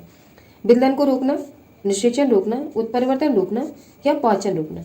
तो कॉपर्टी का जो कार्य है, विदलन एक विभाजन को कहते हैं, प्रेगनेंसी के बाद का ही ये। निषेचन को रोकना, फर्टिलाइजेशन की क्रिया को रोकने का कार्य कॉपर्टी करती है। अगला, कॉपर्टी क्या अवरुद्ध करता है? अवरुद्ध मतलब रोकना। दूसरा प्रश्न, अंडोत्सर्जन, निषेचन, भ्रूण का गर्भाशय भित्ति में रोपण और डी जनन मार्ग को अवरुद्ध करना। तो कॉपर्टी जो रोकती है वो भ्रूण का गर्भाशय भित्ति में रोपण को रोकने का कार्य करती है। इस तरीके से सी सही है। अगला, हार्मोनल गोली का एक घटक है। तो हार्मोनल गोली का घटक, पहला LH ल्यूटिनाइजिंग हार्मोन, दूसरा प्रोजेस्टेरोन, तीसरा FSH फॉलिकल स्टिमुलेटिंग हार्मोन और चौथा है थायरॉक्सिन। तो हार्मोनल गोली का जो घटक है वो प्रोजेस्टेरोन होता है। अगला, मुखीय गर्भ निरोधक पुटिका में कौन सा महत्वपूर्ण हार्मोन है? तो मुखी ओरली जो गर्भ निरोधक गोलियों का सेवन करते हैं उसमें कौन सा हार्मोन होता है ये पूछ रहा है, थायरॉक्सिन। ये थायरॉक्सिन थायराइड ग्रंथि से निकलने वाला हार्मोन जो गले में पाई जाती है। एस्ट्रोजन, प्रोजेस्टेरोन, ए तथा बी दोनों। तो गर्भ निरोधक जो पुटिका होती है उसमें जो हार्मोन होते हैं वो एस्ट्रोजन होते हैं और प्रोजेस्टेरोन होते हैं। इस तरीके से डी में ए तथा बी दोनों ये वाला सही आंसर है। अगला पांचवा प्रश्न, मानव नर से निम्न में से संबंधित है? गोलियां पुरुष नसबंदी, वाशक्टोमी, महिला नसबंदी, ट्यूबेक्टोमी, इनमें से कोई नहीं। तो मानव नर से निम्न में से संबंधित, गोलियां संबंधित नहीं है, महिला नसबंदी भी संबंधित नहीं है, जबकि पुरुष नसबंदी जिसको हम इंग्लिश में वाशक्टोमी कहते हैं इसके ऑपरेशन को, तो ये सही आंसर है। अगला, गर्भ निरोधक की निम्न में से विधि है? आवृत्ति विधि, पदार्थ का प्रयोग, संभोग व्यवधान और सी रासायनिक पदार्थ का प्रयोग। पहली आवर्ती विधि, दूसरी संभोग व्यवधान, तीसरा रासायनिक पदार्थ का प्रयोग, चौथा ए सभी। तो गर्भ निरोधक या गर्भ को रोकने की जो विधि है उसमें आवृत्ति विधि भी है जो प्राकृतिक विधियों के अंतर्गत आएगी, संभोग व्यवधान ये भी प्राकृतिक विधियों के अंतर्गत आएगी और रासायनिक पदार्थ का प्रयोग ये बाधा विधियों के अंतर्गत आएगी। इस तरीके से ए सभी वाला आंसर सही है। अगले वेरी शॉर्ट जो क्वेश्चन है अति लघु उत्तरी 1 नंबर के प्रश्न पूछे जाते हैं। ये परवा नियोजन की यांत्रिक विधियों के नाम बताइए। कल मैंने इस टॉपिक पर विस्तार से चर्चा की थी, आपको चित्र भी इसमें समझाया हुआ था। परवा नियोजन की जो यांत्रिक विधियां हैं, यांत्रिक विधि में हम कंडोम, योनि धानी, तंतुपट, ग्रीवा टोपी तथा कॉपर्टी का प्रयोग करते हैं। इन यंत्रों को जो इंट्रायूटेरल डिवाइस है अंतर्गर्भाशय यंत्र, इनको प्रेशर के द्वारा लगाया जाता है, तो इसमें थोड़ी सी तकलीफ भी होती है। अगला, इंट्रायूटेरल डिवाइस IUD किस प्रकार गर्भ निरोधक का कार्य करती है? तो मैंने कल भी इस पर चर्चा की थी, दोबारा से मैं आपको लिखना बताती हूँ। यह किसी धातु, कॉपर, स्टील या प्लास्टिक का एक कुंडलनुमा यंत्र होता है। कुंडल जो कान में पहनती हैं लड़कियां, जो एक कुशल स्त्री रोग विशेषज्ञ द्वारा गर्भाशयी गुहा में स्थापित कर दिया जाता है। उदाहरण में कॉपर मोचक CU, हार्मोन मोचक LNG-20, ठीक है, ये कॉपर्टी के नाम है। अगला प्रश्न, CDRI का पूरा नाम क्या है? तो CDRI का पूरा नाम केंद्रीय औषधीय अनुसंधान संस्थान, इंग्लिश में सेंट्रल, केंद्रीय क्या होगी सेंट्रल, औषधि की ड्रग, अनुसंधान की रिसर्च संस्थान के इंस्टीट्यूट। या तो आप हिंदी याद करिए फुल फॉर्म में या इंग्लिश, जो लखनऊ उत्तर प्रदेश में स्थित है। CDRI ये वही संस्था है जिसमें सहेली नामक गर्भ निरोधक गोली बनाई गई है। अगला, पुरुषों तथा महिलाओं में जन्म नियंत्रण हेतु अपनाई जाने वाली स्थायी तकनीक का नाम बताइए। तो परमानेंट सॉल्यूशन में महिला तथा पुरुषों में जो ऑपरेशन होता है, जिसको पुरुषों में हम ऑपरेशन को वाशक्टोमी, महिलाओं में इस ऑपरेशन को हम ट्यूबेक्टोमी के नाम से जानते हैं। और इनका दूसरा नाम और भी है, इनको हम वैज्ञानिक विधि भी कहते हैं। वैज्ञानिक विधि क्या है? विज्ञान के खोज के माध्यम से ही ऑपरेशन हुआ है या होता है लोगों का, इसलिए इनको वैज्ञानिक विधियों के नाम से भी जाना जाता है। पुरुष तथा महिलाओं में जन्म नियंत्रण हेतु अपनाई जाने वाली स्थायी तकनीक वासेक्टोमी जो पुरुष में ऑपरेशन के लिए जानी जाती है, तथा ट्यूबेक्टोमी ये महिलाओं में ऑपरेशन होता है। अगला, मानव जनसंख्या नियंत्रण के लिए किन किन उपायों को प्रयोग में लाया जाता है? 12, 8, 7, 6 और 4 में यूपी बोर्ड में पूछा गया प्रश्न है। फिर मानव जनसंख्या नियंत्रण किन किन उपायों को प्रयोग में लाया जाता है? तो हमने पिछले वीडियो में आपके साथ चर्चा की है। जनसंख्या नियंत्रण के लिए हम या तो प्राकृतिक विधियां, या फिर बाधा विधियां, या फिर गर्भनिरोधक विधियां, हार्मोनल गर्भनिरोधक विधियां, या फिर जो स्टेलाइजेशन ऑपरेशन है, उन 4 में से कोई सी भी विधि दंपति जो पति पत्नी का जोड़ा है वो अपना सकते हैं। तो आपको 2 नंबर के हिसाब से उसी लॉन्ग क्वेश्चन में से इस चीज को देखकर लिखना है। अगला, गर्भ निरोधक क्या है? मनुष्य के लिए 2 गर्भ निरोधक उपायों का उल्लेख कीजिए। तो मैंने आपको 4 पढ़ा है, कोई 2 को पूछ रहा है तो आप कोई भी 2 आंसर दे सकते हो, जिसमें आप प्राकृतिक विधियां लिख दो और बाधा विधियां भी लिख सकते हो। आगे, जनसंख्या विस्फोट किसे कहते हैं? इसके क्या परिणाम हो रहे हैं? ये मैं पिछले वीडियो में आपके साथ चर्चा कर चुकी हूँ, तो जनसंख्या विस्फोट सभी को पता है। अगला, आईयूडी क्या है? परमाणु नियोजन में यह किस प्रकार उपयोगी है? तो आईयूडी ये अंतःगर्भाशयी यंत्र है जिसमें कॉपर दिया जाता है, इंट्रायूट्राइन डिवाइस। इसके बारे में आप लिखोगे, कल मैंने इस पे आपसे विस्तार चर्चा की थी। परमाणु नियोजन में यह किस प्रकार उपयोगी? पिछला वीडियो आप लोग देखेंगे तो ये क्वेश्चन आसानी से आप लोग कर पाएंगे। कल जो मैंने आप लोगों को वीडियो पढ़ाया था उसमें मैंने इन सब चीज़ों पे आपके साथ चर्चा की थी। मैं आपको दिखाने का प्रयास करती हूँ। ये प्रश्न है जिस तरीके से गर्भ निरोधक कितनी है, तो गर्भ निरोधक क्या है? तो ये परिभाषा आप लोग लिखेंगे इस वाले क्वेश्चन में। गर्भ निरोधक क्या है ये वाला, तो इसमें आंसर में आप लिखेंगे परमाणु नियोजन हेतु दंपतियों द्वारा विभिन्न युक्तियों का उपयोग किया जाता है जिन्हें गर्भ निरोधक युक्तियां कहते हैं। ये लिखेंगे। तो गर्भ निरोधक युक्तियां मैंने जो आप लोगों को बताई हैं 4 विधियां, उसके बारे में आप लोग चर्चा करेंगे। और मैंने इंट्रायूट्राइन डिवाइस, ये कल आपको विस्तार से मैंने इस पर चर्चा की थी इंट्रायूट्राइन डिवाइस के बारे में, तो इस पर भी आप लोग आसानी से लिख सकते हैं, जिसमें मैंने आपके साथ इस वाले टॉपिक पर चर्चा की थी। ये जो प्लास्टिक या स्टील का बना होता है गर्भ निरोधक आईयूडी, और एक चिकित्सक द्वारा स्त्री के गर्भाशय गुहा में इसको स्थापित कर दिया जाता है। और वर्तमान में विभिन्न प्रकार का आईयूडी प्रचलित है। लिप्टेस लू, कॉपर टी, कॉपर 7, मल्टीलोर 375, हार्मोन मोचक में आईयूडी है CNG 20 आदि। तो ये आप गर्भ निरोधक जो युक्तियों में मैंने आईयूडी आपको पढ़ाया था, इसमें विस्तार से आप लोग पिछले वीडियो में जाके इसको इजीली कंप्लीट कर सकते हैं। अगला, एक आदर्श गर्भ निरोधक के आवश्यक गुणों पर टिप्पणी कीजिए। तो ये आदर्श गर्भ निरोधक कैसा होना चाहिए, इसमें मैंने कल आपसे चर्चा की थी। इसका आंसर पिछले वीडियो में आप लोग जाकर देखेंगे। आंसर में हम लोग लिखेंगे एक आदर्श, यहाँ से आंसर राइटिंग करेंगे। गर्भ निरोधक युक्ति में निम्न गुण होने चाहिए। ये सस्ते व मुफ्त उपलब्ध होने चाहिए। पहला, गर्भ निरोधक प्रभावी होना चाहिए। दूसरा, और इसी में मैंने तीसरा आपको बताया था, गर्भ निरोधक के कोई दुष्प्रभाव नहीं होने चाहिए। इस तरीके से 3 आदर्श गर्भ निरोधक के गुण हैं। तो ये हम इस आंसर में, इस क्वेश्चन में इस आंसर को नोट डाउन कर देंगे। अगला प्रश्न, जनसंख्या विस्फोट से क्या अभिप्राय? जनसंख्या वृद्धि के कारण तथा नियंत्रण का वर्णन कीजिए। यूपी बोर्ड 8वें प्रश्न पूछा गया था 5 नंबर में। तो जनसंख्या विस्फोट मैंने आपको पढ़ाया हुआ पिछली वीडियो में। जनसंख्या वृद्धि के मैंने कारण भी पढ़ाए हैं और नियंत्रण के उपाय भी पढ़ाए हैं, तो आप वहां से जाके इस क्वेश्चन का आंसर ठीक है फाइंड कर सकते हैं। अगला, संतति नियंत्रण किसे कहते हैं? संतति नियंत्रण के विभिन्न प्रकार की विधियों का वर्णन कीजिए। संतति नियंत्रण मतलब संतानों की उत्पत्ति को रोकना। तो संतति नियंत्रण कल मैंने आपको बताया था, मैं नोट्स में दिखाती हूँ आप लोगों को, मैंने अंडरलाइन भी करवाई थी आपके। संतानों की उत्पत्ति को विभिन्न विधियों द्वारा नियंत्रित करना संतति नियंत्रण कहलाता है। ये आपको कल मैंने जो वीडियो पढ़ाया था उसमें मैंने चर्चा की थी और अंडरलाइन में दी थी। इस क्वेश्चन में आप लोग ये लिखेंगे संतति नियंत्रण में। फिर संतति नियंत्रण के विभिन्न प्रकार की विधियों का वर्णन कीजिए। तो कल मैंने आपको 4 विधियां पढ़ाई थी, प्राकृतिक विधियां, बाधा विधियां और जो हार्मोनल गर्भ निरोधक विधियां थी, जिसमें आपने मोनाडी सहेली पढ़ी थी गोली, और वंध्याकरण जिसमें पुरुष का ऑपरेशन, महिला का ऑपरेशन। तो ये लॉन्ग क्वेश्चन में आप पूरा आंसर यहाँ से लिखेंगे। अगला, जनसंख्या वृद्धि पर कैसे नियंत्रण किया जा सकता है? परमाणु नियोजन की वैज्ञानिक विधियों का संक्षेप में वर्णन कीजिए। 2016 में प्रश्न पूछा गया था। जनसंख्या वृद्धि पर कैसे नियंत्रण किया जा सकता है? तो जनसंख्या वृद्धि मैंने पिछले वीडियो में आपको पढ़ाया हुआ है, वहां से आप नियंत्रण देख लेंगे। जो पूछा गया बस वही आंसर राइटिंग आपको बोर्ड में करनी है।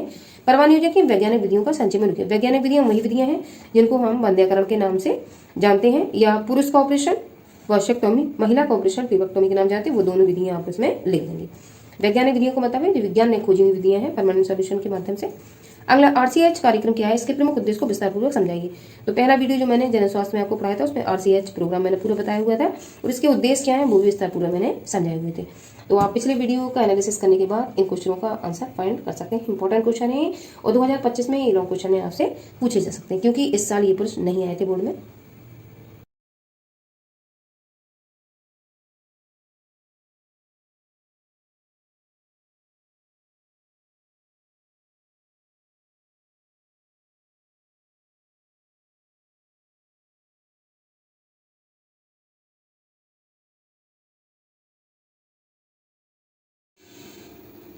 हेलो स्टूडेंट, कक्षा 12th के विद्यार्थी। मैं जनन स्वास्थ्य आपकी फर्स्ट यूनिट पर चर्चा कर रही थी।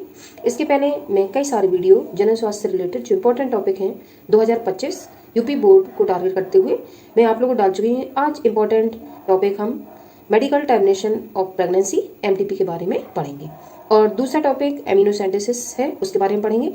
इस टॉपिक से इस साल जो पेपर हुआ था उसमें चिकित्सीय सागरता समापन एमटीपी से क्या तात्पर्य है, ये 2 नंबर में प्रश्न पूछा गया था।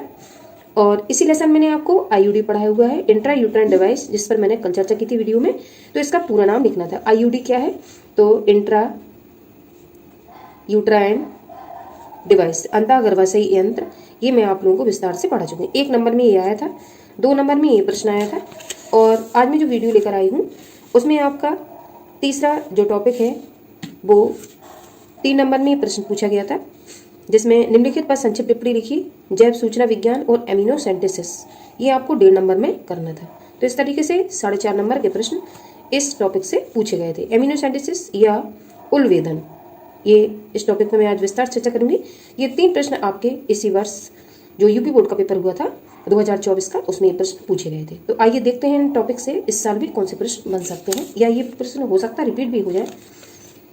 आइए देखें इंपॉर्टेंट टॉपिक चिकित्सीय सागरता समापन, जिसका कभी कभी हिंदी आता है, जैसे कि अभी मैंने जस्ट पेपर में दिखाया है आपको। एमटीपी पूछा गया है कि एमटीपी क्या है, ये दिया गया है।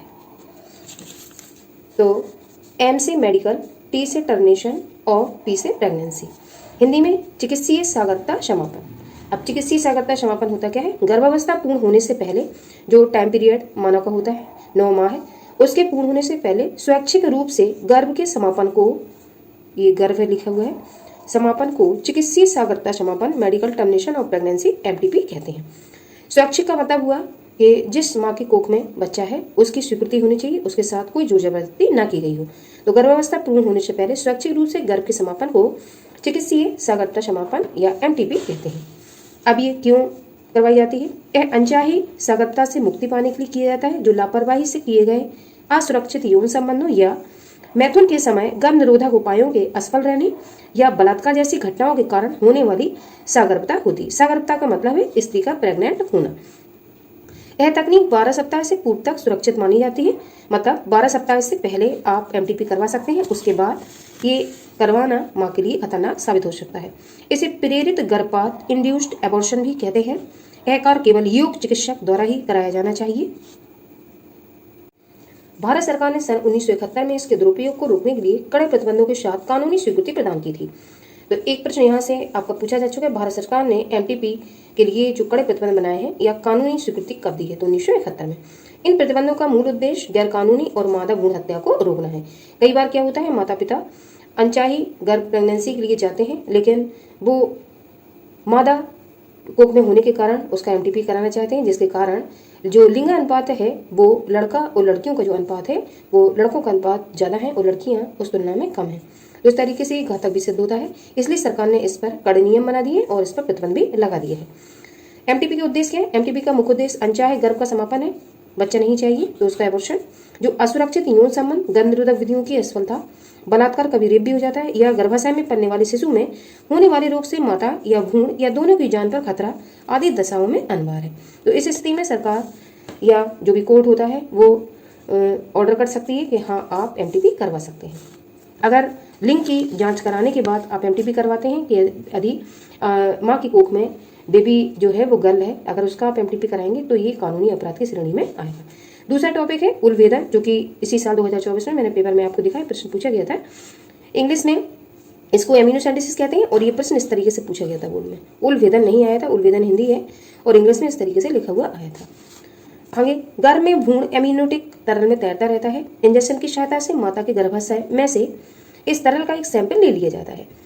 कभी कभी जो बेबी होता है तो उसमें गर्भ में जो भ्रूण होता है उसमें कभी कभी अनुवांशिक रोग भी होते हैं, जिसके कारण उसका चेकअप करवाना जरूरी होता है। और उस चेकअप के दौरान यदि डॉक्टर को लगता है कि इसमें कोई अनुवांशिक रोग है तो भी एमटीपी की जो गारंटी होती है वो डॉक्टर देता है कि हाँ आप एमटीपी करवा सकते हैं। गर्भ में भ्रूण एमिनोटिक जो तरल होता है उसमें तैरता रहता है, जो लिक्विड भरा हुआ रहता है उसमें बेबी रहता है। इंजेक्शन की सहायता से माता के गर्भाशय में से इस तरल का एक सैंपल ले लिया जाता है। तो एक इंजेक्शन या सिरिंज के माध्यम से उस लिक्विड का थोड़ा सा सैंपल ले लिया जाता है। ये चित्र आप लोगों को विजुअल हो रहा होगा। ये उलभूतन प्रक्रिया है जिसको एमिनोसेंटेसिस भी कहते हैं। इसमें ये बेबी, ये जो आपको चारों तरफ से घिरी हुई झिल्ली दिख रही है अपरा है, इसको हम प्लेसेंटा कहते हैं। इसी में बेबी बंद रहता है। और ये जो आपको दिख रहा है ब्लैक कलर का, ये उल्ब गुहा है, इसी में लिक्विड भरा हुआ रहता है। तो इंजेक्शन की सहायता से जो बेबी ये है अंदर और ये डूबा हुआ है लिक्विड में, इस इंजेक्शन की मदद से इस लिक्विड को थोड़ा सा सैंपल के रूप में ले लिया जाता है और प्रयोगशाला में इसका चेकअप किया जाता है कि इस बेबी में कोई अनुवंशिक रोग तो नहीं है। अनुवंशिक रोग अगर लगता है कि है डॉक्टर को, और ये जो जांच होती है वो लिंग गुणसूत्र के आधार पर की जाती है, तो डॉक्टर एमटीपी कराने के लिए स्वीकृति देता है। तब कोई भी दंपति एमटीपी करा सकता है। तरल में स्थित कोशिकाओं के गुणसूत्रों का निरीक्षण करके किसी अनुवंशिक विकार की जानकारी की जा सकती है। ठीक है, इस एमिनोसेंटेसिस विधि से अगर भ्रूण में कोई अनुवंशिक विकार है तो उसकी जानकारी प्राप्त होती है। किसके आधार पर? कोशिकाओं के गुणसूत्रों का निरीक्षण के आधार पर। साथ ही भ्रूण के लिंग का पता भी लगाया जा सकता है। अनेक बार यह देखा गया है कि जब यह पता चलता है कि भ्रूण मादा है तो MTP, medical termination of pregnancy, इसका फुल फॉर्म है। चिकित्सीय सागरता समापन, ये हिंदी में कहते हैं इसको। कोई एक आप तैयार रखिए, या तो इंग्लिश या हिंदी, द्वारा भ्रूण को गिरा दिया जाता है। आगे इससे समाज में पुरुष और स्त्रियों का अनुपात बिगड़ा है। बढ़ती कन्या भ्रूण हत्याओं को देखते हुए प्रतिबंध आवश्यक है। हमारा संविधान व्यक्तियों में लिंग के आधार पर भेद करने की आज्ञा नहीं देता है, अतः इस पर रोक उचित है, इसलिए सरकार ने इस पर रोक लगा दी है। आगे सहेली नामक गोली का निर्माण कहाँ हुआ? इस टॉपिक पर मैंने कल आपसे चर्चा की थी। तो सहेली नामक जो गोली है जो सप्ताह में एक बार खाई जाती है, ये लखनऊ उत्तर प्रदेश में इसका जो रिसर्च है वो कंप्लीट हुई थी।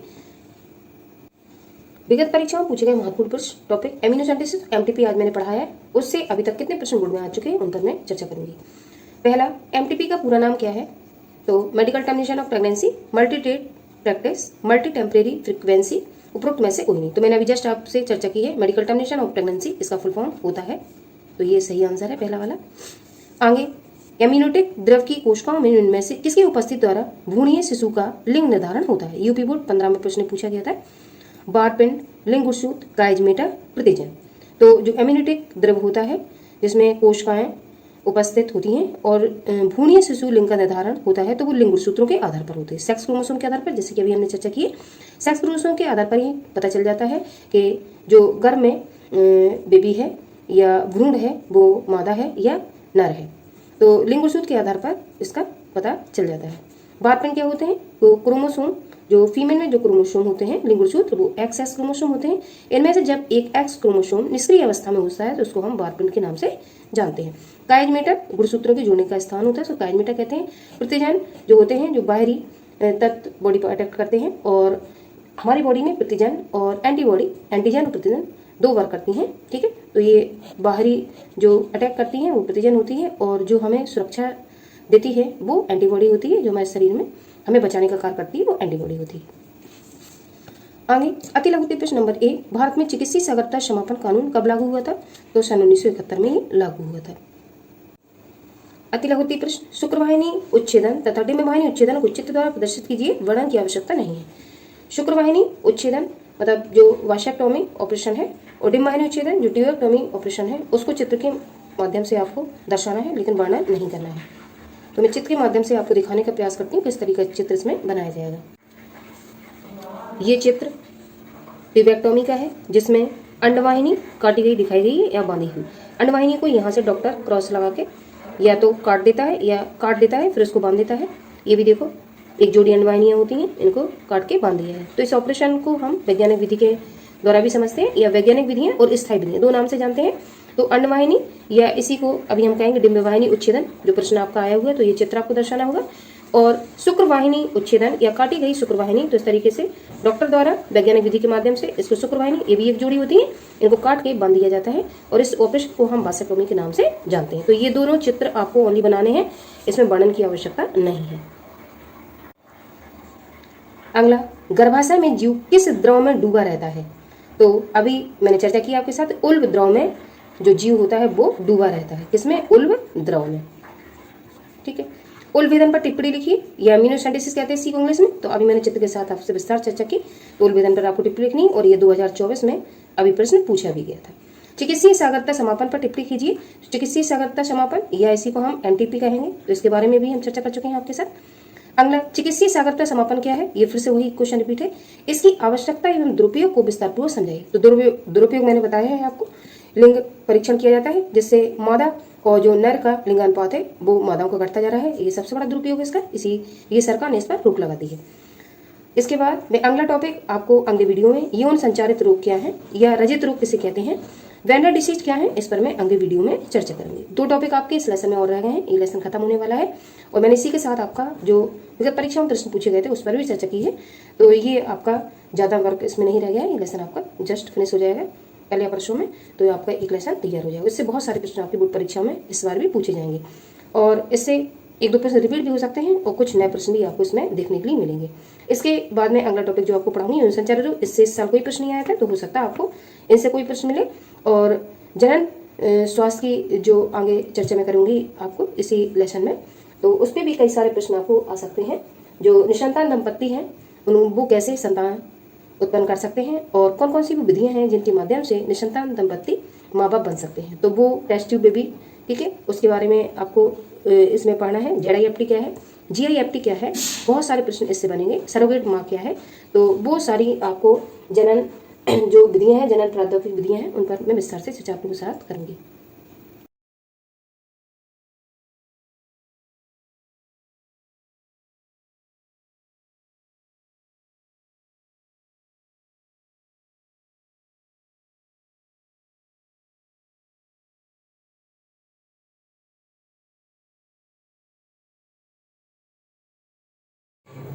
सेक्सुअली ट्रांसमिटेड डिसीज, ऐसे रोग जो 2 व्यक्तियों के बीच सेक्सुअली संबंध स्थापित करने के बाद ऐसे रोग ट्रांसमिटेड होते हैं, जिसमें पहला है उपदंत, इसका दूसरा नाम है सिफिलिस। ट्रिपोनेमा पैलिडम जीवाणु के द्वारा ये रोग होता है। लक्षण इसका प्रमुख माध्यम बाह्य जननांगों में घाव, रोम पुटिकाएं या खरोंच आदि है। दूसरा रोग है सूजा, इसका दूसरा नाम है गोनोरिया, नेसेरिया गोनोरी जीवाणु के द्वारा होता है। अगला है क्लेमाइडिया, क्लेमाइडिया ट्राइकोमेटिस जीवाणु के द्वारा होता है। ट्राइकोमोनियसिस, ये ट्राइकोमोनास वेजाइनेलिस प्रोटोजोआ के कारण होता है। अगला हर्पीज रोग, ये हर्पीज सिम्प्लेक्स विषाणु सेकंड के द्वारा होता है। जननांगों पर मस्से मानव पेपिलोमा विषाणु के कारण ये रोग होता है। एड्स, इसका फुल फॉर्म है उपार्जित प्रतिरक्षा न्यूनता संरक्षण एक्वायर्ड इम्यूनो डिफिशियंसी सिंड्रोम, या इसको एड्स भी कहते हैं। हेपेटाइटिस, इसका दूसरा नाम है पीत ज्वर, रोगजनक है हेपेटाइटिस बी, वैक्सीन HBV इसकी बन चुकी है। हेलो स्टूडेंट, कक्षा 12th के विद्यार्थी, मैं आप लोगों के साथ फर्स्ट यूनिट रिप्रोडक्टिव हेल्थ इस लेसन पर चर्चा कर रही थी। आज मैं उसके लेसन का अगला टॉपिक लेकर आई हूँ जो कि इम्पोर्टेंट है बोर्ड के हिसाब से। आज मैं आप लोगों के साथ यौन संचालित रोग कौन कौन से हैं उस पर विस्तार से चर्चा करूंगी, और इससे अभी तक कितने प्रश्न बोर्ड में पूछे गए हैं वो भी मैं आपको आगे बताऊंगी। आइए देखते हैं। यौन संचालित रोग, सेक्सुअली ट्रांसमिटेड डिसीज, ऐसे रोग जो 2 व्यक्तियों के बीच सेक्सुअली संबंध स्थापित करने के बाद ये रोग स्प्रेड होते हैं। इनको हम रजत रोग के नाम से भी जानते हैं। आइए परिभाषा देखते हैं। वे रोग जो संभोग के समय यौन संबंधों द्वारा एक व्यक्ति से दूसरे व्यक्ति में संचारित होते हैं, संचारित का मतलब है फैलना या ट्रांसमिटेड होना, यौन संचालित रोग कहलाते हैं। इन्हें रजित रोग, वेंडर डिसीज भी कहते हैं। ये मैंने अंडरलाइन दी है, आपको जरूर से तैयार रखना है इतना पार्ट। ये रोग किसी भी प्रकार के लैंगिक संबंध, योनि, गुदा या मुख मैथुन द्वारा फैलते हैं। इन रोगों के फैलने की संभावना एक से अधिक व्यक्तियों के साथ यौन संबंध स्थापित करने पर अधिक हो जाती है। यौन संबंध, सेक्सुअली संबंध स्थापित करना। आगे यौन संबंधित कुछ प्रमुख रोग निम्नलिखित हैं। पहला उपदंत, जिसका दूसरा नाम है सिफिलिस, जो यूपी बोर्ड के बच्चों को इंग्लिश और हिंदी दोनों पता होनी चाहिए, इस तरीके से भी लिखा हुआ आया है। दूसरा है सूजाक, इसको कहते हैं गोनेरिया। अगला क्लेमाइडिया, चौथा ट्राइकोमोनियसिस, पांचवा जननांगों का हर्पीज रोग। इस टॉपिक से रिलेटेड मैंने एक शॉर्ट वीडियो भी डाला हुआ है, उसको आप लोग जरूर देखेंगे, और उससे कौन सा रोग किस जीवाणु, विषाणु, प्रोटोजोआ के द्वारा हो रहा है वो आपको याद करने में सुविधा रहेगी। अगला उपार्जित प्रतिरक्षा न्यूनता संरक्षण एड्स। अगला हेपेटाइटिस एक्रेसोट, और इंग्लिश में इसको हेपेटाइटिस भी कहते हैं, हिंदी में एक्रोसोट कहते हैं। तो इस तरीके से 8 रोगों पर मैं आप लोगों के साथ आज चर्चा करूंगी। पहला है उपदंत, जिसका दूसरा नाम हिंदी में सिफिलिस, मैं आगे बता चुकी हूँ आप लोगों को। यह रोग ट्रिपेनोमा पैलिडम नामक जीवाणु के संक्रमण से फैलता है। तो ये ट्रिपेनोमा पैलिडम जो है वो जीवाणु है। तो जहां जहां मैंने अंडरलाइन दी वो आपको जरूर लिखना है पेपर में, इन्हीं की आपको मार्किंग मिलती है पेपर में। आप लक्षण देखेंगे, सिम्टम्स। इसका प्रमुख माध्यम बाह्य जननांगों में घाव, खरोंच आदि है। उपदंश में सर्वप्रथम संक्रमित स्थान पर एक बैंगनी सा वृत्ताकार घाव बन जाता है। गोले के आकार का एक सर्कल बन जाता है जो बैंगनी कलर का दिखाई देता है। लगभग 2 से 6 सप्ताह के बाद घाव ठीक हो जाता है। कुछ सप्ताह बाद त्वचा पर रुधिर परिसंचरण, ब्लड सर्कुलेशन, वहाँ तंत्रिका तंत्रों के अंगों में चिपचिपे पदार्थ से भरी गिल्टियां बनने लगती हैं। इसके अधिक संक्रमण पर व्यापक रुधिर स्राव, अधिक मात्रा में रुधिर निकलने लगता है। पक्षाघात कहते हैं पैरालाइसिस को, पागलपन आदि हो सकता है। तो इस रोग में बैंगनी सा वृत्ताकार सा घाव बन जाएगा और कुछ टाइम बाद वो घाव ठीक हो जाएगा। तो रोगी को लगेगा वो पूर्णतः स्वस्थ हो गया है। लेकिन 2 से 6 सप्ताह के बाद फिर से वो जो घाव होगा उसमें गिल्टियां बनने लगेंगी, चिपचिपे पदार्थ से भरी हुई, और व्यापक संक्रमण होने पर ब्लड रिसाव भी हो सकता है, पैरालाइसिस भी हो सकता है और पागलपन के दौरे भी पड़ सकते हैं। ट्रीटमेंट देखेंगे। इस रोग के उपचार हेतु सामान्यतः टेट्रासाइक्लिन तथा पेनिसिलिन का उपयोग करते हैं। ये 2 दवाइयां याद रखेंगे आप लोग, टेट्रासाइक्लिन और पेनिसिलिन। अगला दूसरा रोग सूजा गोनोरिया। यह रोग नेसेरिया गोनोरी नामक जीवाणु द्वारा फैलता है। सिम्टम्स, लक्षण क्या है? इस रोग का संक्रमण स्त्रियों एवं पुरुषों के मूत्र मार्ग में रहता है। संक्रमित व्यक्ति को मूत्र त्याग के समय मूत्र मार्ग में जलन होती है तथा सूजन भी आ जाती है। सही समय पर उपचार न होने पर यह रोग प्रोस्टेट ग्रंथि किसमें? मेल में पाई जाती है। इसके अगले लेसन में मैं इसी पर चर्चा करूंगी। तथा अधिवेशन तक यह रोग फैल जाता है, एपिडिडाइमिस। स्त्रियों में इस संक्रमण का कोई प्रभाव नहीं पड़ता है, परंतु इन जीवाणुओं के लिए वाहक का कार्य करती हैं। स्त्रियां इस रोग से संक्रमित नहीं होती हैं और वो कैरियर का काम करती हैं, मतलब जो रोग उनमें होगा वो पुरुषों को वो ट्रांसफर कर देंगे। उपचार देखेंगे। ट्रीटमेंट, जीवाणु जनित रोग होने के कारण इसका उपचार भी पेनिसिलिन द्वारा ही किया है। पेनिसिलिन एक एंटीबायोटिक दवा है। अगला तीसरा रोग क्लेमाइडिया। इतना इंपॉर्टेंट नहीं है, सिफिलिस और गोनोरिया आपको तैयार रखने हैं, मैं इंपॉर्टेंट लिख देती हूँ इस पे। क्लेमाइडिया अभी तक नहीं पूछा गया है। क्लेमाइडिया यह एक यौन संचालित रोग है जो क्लेमाइडिया ट्राइकोमेटिस नामक जीवाणु द्वारा होता है। लेकिन बहुविकल्पी प्रश्न के लिए आपको ये कारक याद रखना पड़ेगा। लक्षण, इस रोग में मूत्रत्याग एवं जननांगों से अन्य पदार्थों के स्त्राव में जलन होती है। उपचार, ट्रीटमेंट, इस रोग के उपचार हेतु टेट्रासाइक्लिन युक्त दवाइयों का उपयोग करते हैं। अगला रोग है ट्राइकोमोनियासिस। ये इंपॉर्टेंट है। यह ट्राइकोमोनास वेजाइनलिस नामक प्रोटोजोआ द्वारा होता है। तो अभी तक जो रोग हमने 3 पढ़े वो जीवाणु के द्वारा होते थे, अभी ट्राइकोमोनियासिस रोग प्रोटोजोआ के कारण होगा। सिम्टम्स, यह पुरुषों के मूत्रमार्ग तथा स्त्रियों की योनि का एक औषधि परजीवी है। ये मूत्रमार्ग में रहता है दोनों की। इसके संक्रमण से योनि से सफेद रंग का पानी निकलता है।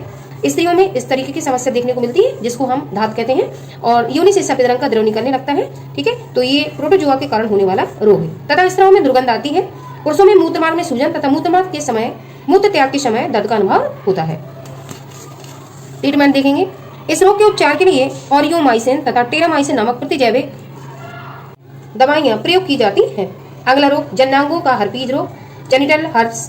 यह विषाणु जनित रोग है जो हर्पीज सिम्प्लेक्स विषाणु सेकंड से होता है। तो ये विषाणु से होने वाला रोग है। ये जो मैंने अंडरलाइन दी है आपको जरूर याद रखना है। सिम्टम्स, इस रोग में जनन अंगों में सूजन, पीड़ा, घाव तथा योनि एवं मूत्रमार्ग से पानी निकलना आदि लक्षण दिखाई देते हैं जब हर्पीज रोग हो जाता है। तो ट्रीटमेंट, इसका कोई निश्चित उपचार नहीं है। रोगी को एसाइक्लोवन नामक दवा के उपयोग से लाभ प्राप्त हो सकता है। अगर रोगी को कोई दिक्कत है तो ये दवा का यूज कर सकता है आराम के लिए।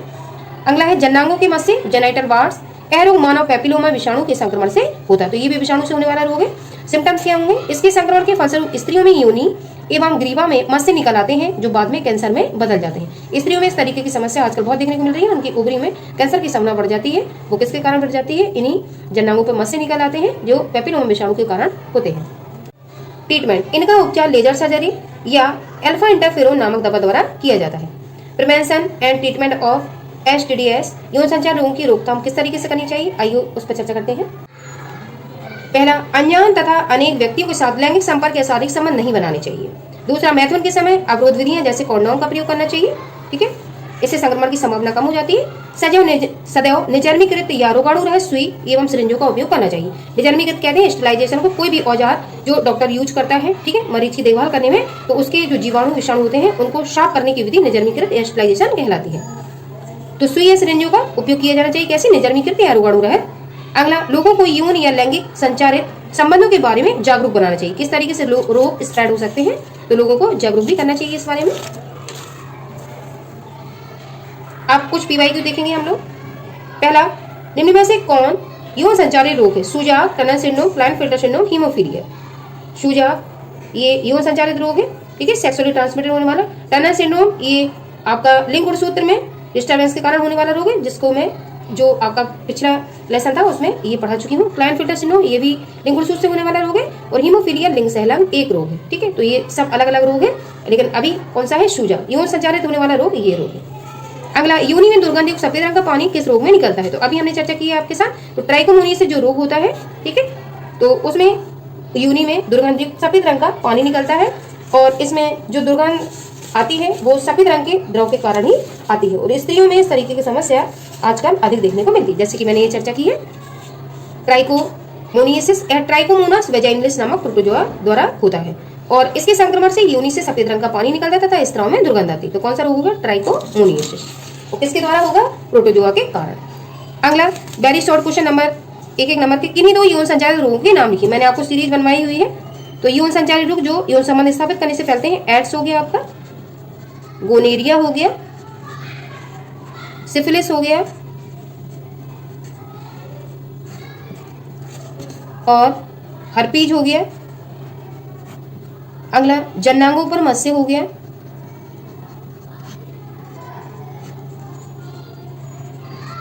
इस तरीके से आपको कोई दो लिखने थे, मैंने इतने सारे आपको पढ़ाए हुए हैं।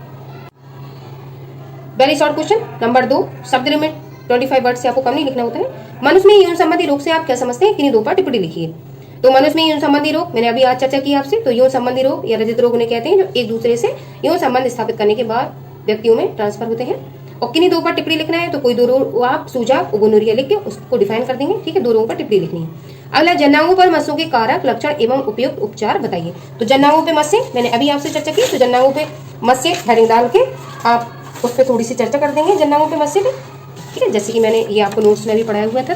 जननांगों पे मत्स्य जेनेटल वार्स एरो मानव पेपिलोमा विषाणु के संक्रमण से होता है। सिम्टम्स, इसके संक्रमण के फलस्वरूप स्त्रियों में योनि ग्रीवा में मत्स्य निकल आते हैं जो बाद में कैंसर में बदल जाते हैं। तो इस पे आप चर्चा कर देंगे। ठीक है, नोट से देख के लक्षण लिखना है आपको।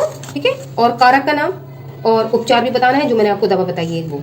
अगला लॉन्ग क्वेश्चन, निम्नलिखित यौन संचारी रोग के कारक, संक्रमण पर दिखाई देने वाले लक्षण, तो लक्षण लिखना है और उपचार बताना। तो 3 हेडिंग आपको कंटिन्यू करनी है। इन्फेक्शन लिखना है आपको, सिम्टम्स ये लक्षण लिखने हैं आपको, उपचार ट्रीटमेंट लिखना है आपको। और कौन से 4 रोग उपदंश मैंने बताया आपको, सूजा, ट्राइकोमोनियासिस और हेपेटाइटिस।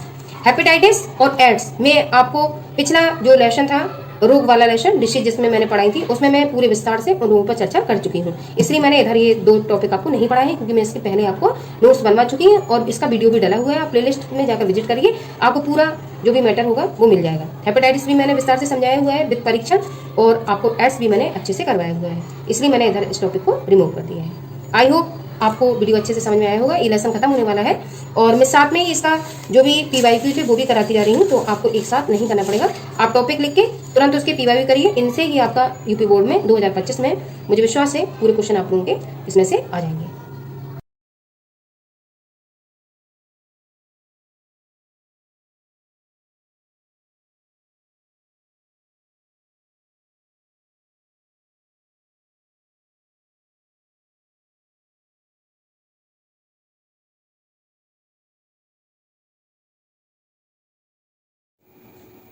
हेलो स्टूडेंट, कक्षा 12th के विद्यार्थी, मैं आप लोगों के साथ आज यूनिट 1 का जो लेसन पढ़ा रही थी रिप्रोडक्टिव हेल्थ, उस पर मैं लास्ट टॉपिक वंध्यता एवं सहायक जनन प्रौद्योगिकी पर आज चर्चा करूंगी। सहायक जनन प्रौद्योगिकी क्या है, और यूनिट आपकी 14 अंक की है, जिसमें आपको 3 लेसन पढ़ने हैं। वंध्यता या इनफर्टिलिटी एवं सहायक जनन प्रौद्योगिकी पर आइए देखते हैं। विश्व में अनेकों दंपत्ति, पति पत्नी के जोड़े को दंपत्ति कहते हैं, वंध्य हैं। दंपत्ति द्वारा संतान उत्पत्ति नहीं कर पाना वंध्यता या बांझपन कहलाता है। जो दंपत्ति माता पिता बनने का सुख प्राप्त नहीं कर सकते हैं, उनको वंध्यता या बांझपन की श्रेणी में रखा जाता है। विश्व में अनेक दंपत्ति संतान उत्पन्न करने में असमर्थ होते हैं। वंध्यता क्लिनिक द्वारा, क्लिनिक मतलब हॉस्पिटल, नैदानिक जांच में सहायता करके एवं सहायक जनन प्रौद्योगिकी द्वारा उपचार करके वन दंपत्तियों को संतान पैदा करने में मदद दे सकते हैं। तो सहायक जनन प्रौद्योगिकी के द्वारा जो माता पिता संतान को जन्म नहीं दे सकते हैं, उनकी हेल्प करके ये जो क्लिनिक्स होते हैं, उनकी जो भी कमियां होती हैं उनको दुरुस्त करके उन दंपत्तियों को संतान पैदा करने में मदद करते हैं। आगे देखते हैं किन किन विधियों से मदद की जाती है। पहला, अंतः गर्भाशयी शुक्राणु सेचन, इसको शॉर्ट में हम IUI कहेंगे। फुल फॉर्म देखेंगे इंग्लिश में, इंट्रा यूट्राइन, आई से इंट्रा, यू से यूट्राइन और आई से इंसीमिनेशन। या तो आप हिंदी याद रखिए या फिर इंग्लिश याद रखिए। दूसरी विधि है यूमनज, अंतः अंडवाहिनी स्थानांतरण, इसको शॉर्ट में कहेंगे ZIFT। जेड से जाइगोट, आई से इंट्रा, एफ से फैलोपियन और टी से ट्रांसफर। ये इंग्लिश में फुल फॉर्म है और ये युग्मनज अंतः अंडवाहिनी स्थानांतरण हिंदी में है। कोई भी आपको एक तैयार करना है और ये विधियां आपसे पूछी जा सकती हैं। सहायक जनन प्रौद्योगिकी द्वारा किन किन विधियों से निसंतान दंपति माता पिता बनने का सुख प्राप्त कर सकते हैं। तीसरी विधि है युग्मक अंतः अंडवाहिनी स्थानांतरण, जिसको शॉर्ट में GIFT कहेंगे और इंग्लिश में full form gamete intra fallopian transfer. G से हो जाएगा गैमीट, आई से हो जाएगा इंट्रा और एफ से हो जाएगा फैलोपियन और टी से हो जाएगा ट्रांसफर। या तो हिंदी याद रखिए या फिर इंग्लिश याद रखिए। अगली विधि है अंतःपात्रीय निषेचन, जो कि इंपॉर्टेंट है और इस पे एक शॉर्ट नोट पूछा जा चुका है। इसको शॉर्ट में IVF कहेंगे और इंग्लिश में इन विट्रो फर्टिलाइजेशन। आई से इन, वी से विट्रो और एफ से फर्टिलाइजेशन। या तो आप इंग्लिश याद रखिए या अंतःपात्रीय निषेचन। इसी को हम टेस्ट ट्यूब बेबी के नाम से भी जानते हैं, जो आजकल फेमस विधि भी है। अगला है परपोषी मातृत्व या सरोगेट माँ, ये भी इंपॉर्टेंट है और ये भी एक फेमस विधि है। इसको इंग्लिश में होस्ट मदरिंग के नाम से जाना जाता है। अब जितनी विधियां मैंने सहायक जनन प्रौद्योगिकी में आपको बताई हैं उन पर विस्तार से चर्चा करेंगे। पहला IUI, इसका फुल फॉर्म मैं पीछे बता चुकी हूँ आपको। इस विधि का उपयोग उन स्त्रियों में किया जाता है जिनके पति के शुक्राणु कम सक्रिय होते हैं। इसे कृत्रिम शुक्राणु सेचन तकनीक भी कहते हैं। तो IUI जो विधि है इसका उपयोग उन स्त्रियों में हम करते हैं जिनमें शुक्राणु उनके जो पति होते हैं उनमें कम सक्रिय रहते हैं या कम मात्रा में बनते हैं। इसे कृत्रिम शुक्राणु सेचन तकनीक भी कहते हैं और इसी को अंतःगर्भाशयी शुक्राणु सेचन में हिंदी में हम कह सकते हैं। अगली विधि है ZIFT। ZIFT का फुल फॉर्म मैं पीछे आपको बता चुकी हूँ। प्रयोगशाला में निश्चित किए गए युग्मनज को 24 घंटे के बाद स्त्री के अंडवाहिनी में लैप्रोस्कोप द्वारा, ठीक है, लैप्रोस्कोप विधि के द्वारा अग्रे माने आगे परिवर्धन मतलब डेवलपमेंट के लिए स्थानांतरित कर दिया जाता है। सीधी बात यह है कि जो निश्चित किया गया जो आगे की प्रोसेस होती है वो कंप्लीट नहीं हो पाती है, लेकिन निश्चित किए गए अंडे को प्रयोगशाला में ये जो क्रिया होती है उसको किया जाता है और युग्मनज जब बन जाता है तो 24 घंटे के बाद स्त्री की अंडवाहिनी में, ठीक है, उसको आगे प्रवर्धन के लिए स्थानांतरित कर दिया जाता है। अगली विधि है GIFT। इस विधि का प्रयोग उन स्त्रियों में किया जाता है जो अंडाणु नहीं बना सकती हैं। इसमें एक दाता स्त्री से अंडाणु को लेकर उस स्त्री की अंडवाहिनी में स्थानांतरित कर दिया जाता है। तो ये विधि उन स्त्रियों में अप्लाई की जाती है जिनमें अंडाणु अच्छे से नहीं बनते हैं। अगला है अंतःपात्रीय निषेचन। इस पे SN डाल लेंगे और इम्पोर्टेंट लिख लेंगे। हो सकता है 2025 में आपको ये प्रश्न शॉर्ट में मिले क्योंकि इंपॉर्टेंट है। अंतःपात्रीय निषेचन का इन विट्रो फर्टिलाइजेशन या इसको IVF विधि भी कहते हैं। यह तकनीक उन स्त्रियों के लिए सहायक है जिनमें गर्भधारण नहीं होता है, मतलब वो प्रेग्नेंट नहीं हो सकती हैं। इसमें अंडाणु को बाहर से निकालकर पति के शुक्राणु से निषेचन प्रयोगशाला में ही किया जाता है। निषेचित अंडे को 32 कोष की अवस्था में इसे माता के गर्भाशय में रोपित कर देते हैं। जब 32 कोष की अवस्था बन जाती है निषेचन के बाद, तब माता के यूट्रस में इसको, ठीक है, ट्रांसफर कर दिया जाता है। गर्भ अवधि पूर्ण होने पर माता सामान्य शिशु को जन्म देती है। जब 9 माह कंप्लीट हो जाते हैं तो माता एक सामान्य शिशु को जन्म देगी। इस विधि को अंतःपात्रीय निषेचन IVF या इस तकनीक को परकनली शिशु, इंग्लिश में टेस्ट ट्यूब बेबी भी कहते हैं, क्योंकि जो आगे की प्रोसेस होती है, शुरुआत की प्रोसेस, वो टेस्ट ट्यूब में, जो टेस्ट ट्यूब होती है परकनली, उसमें किया जाता है और बाद की जो प्रोसेस होती है वो माता के गर्भाशय में होती है। इसलिए जो निषेचन की क्रिया होती है वो टेस्ट ट्यूब में की जाती है, इसलिए इसका नाम परकनली शिशु या टेस्ट ट्यूब बेबी भी होता है। अगली हेडिंग सरोगेट माँ, होस्ट मदरिंग। इस विधि में भ्रूण को माता से निकालकर एक अन्य स्त्री धात्रीय माता, फॉस्टर मदर में आरोपित कर दिया जाता है। धात्रीय माता में यह भ्रूण जन्म तक अथवा अस्थायी रूप से निश्चित समय तक वर्धित होता रहता है। वर्धित मतलब डेवलप होता रहता है। इसके पश्चात भ्रूण को पुनः मूल माता में अथवा अन्य किसी स्त्री में आरोपित कर दिया जाता है। इस तकनीक का प्रयोग उन स्त्रियों में लाभदायक होता है जिनमें भ्रूण का निर्माण तो होता है परंतु भ्रूण का परिवर्धन वो नहीं कर पाती। कहने का मतलब है शुरुआत की प्रोसेस तो वो कंप्लीट कर सकती हैं बट बाद की प्रोसेस वो कंप्लीट नहीं कर पाती हैं, तब इस तकनीक का उपयोग उन स्त्रियों के लिए लाभप्रद होता है। आप इस टॉपिक से जितनी मैंने विधियां पढ़ाई इन पे सब पे आपको शॉर्ट क्वेश्चन तैयार करने हैं और लॉन्ग क्वेश्चन अभी तक नहीं पूछा गया है, हमेशा 2 या 3 नंबर का शॉर्ट क्वेश्चन ही आता है। अब अभी तक बोर्ड की परीक्षा में इस टॉपिक से कौन कौन से प्रश्न आ चुके हैं उस पर चर्चा करेंगे। MCQ पहला सहायक जनन प्रौद्योगिकी है, IVF, IUT, ZIFT, IVF, ये सभी। तो ये सारी विधियां मैंने आपको जनन सहायक प्रौद्योगिकी में बताई हुई हैं, तो ये सभी विधियां सही है, तो ये सभी आंसर सही होगा। अगला अंडवाहिनी में सीधे ही युग्मक प्रवेश कराने की तकनीक है MTS, ET, इसको एम्ब्रियो ट्रांसफर कहेंगे IVF और पोस्ट। तो अंडवाहिनी में सीधे ही युग्मक प्रवेश कराने की तकनीक है तो वो IVF विधि है। इसमें जो पहली प्रोसेस होती है शुरुआत की वो टेस्ट ट्यूब में करते हैं और इसको एम्ब्रियो ट्रांसफर भ्रूण स्थानांतरण के नाम से भी हम जानते हैं, भ्रूण स्थानांतरण। और विधि पूछी गई है, विधि का क्या नाम है टेक्निक का, तो IVF के नाम से हम इसको जानते हैं। अगला है परकनली शिशु का क्या अर्थ है, निषेचन एवं प्रवर्धन दोनों गर्भाशय में। दूसरा परकनली में शिशु का विकास। तीसरा पात्र निषेचन भ्रूण को गर्भाशय में रोपित करना। चौथा निषेचन एवं परकनली में भ्रूण का परिवर्तन।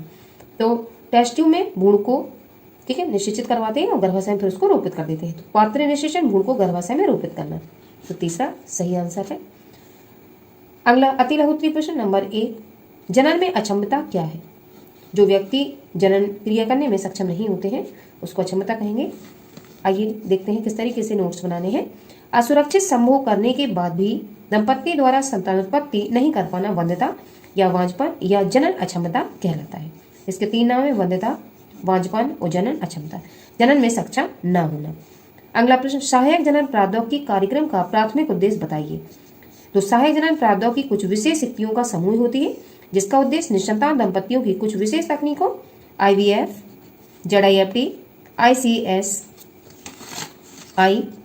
आदि द्वारा कृत्रिम रूप से बच्चा पैदा करने में मदद की जाती है। तो कई सारी विधियों के द्वारा जनन प्रौद्योगिकी की सहायता से जो निसंतान दंपति होते हैं उनको माता पिता का सुख देने में सहायता की जाती है।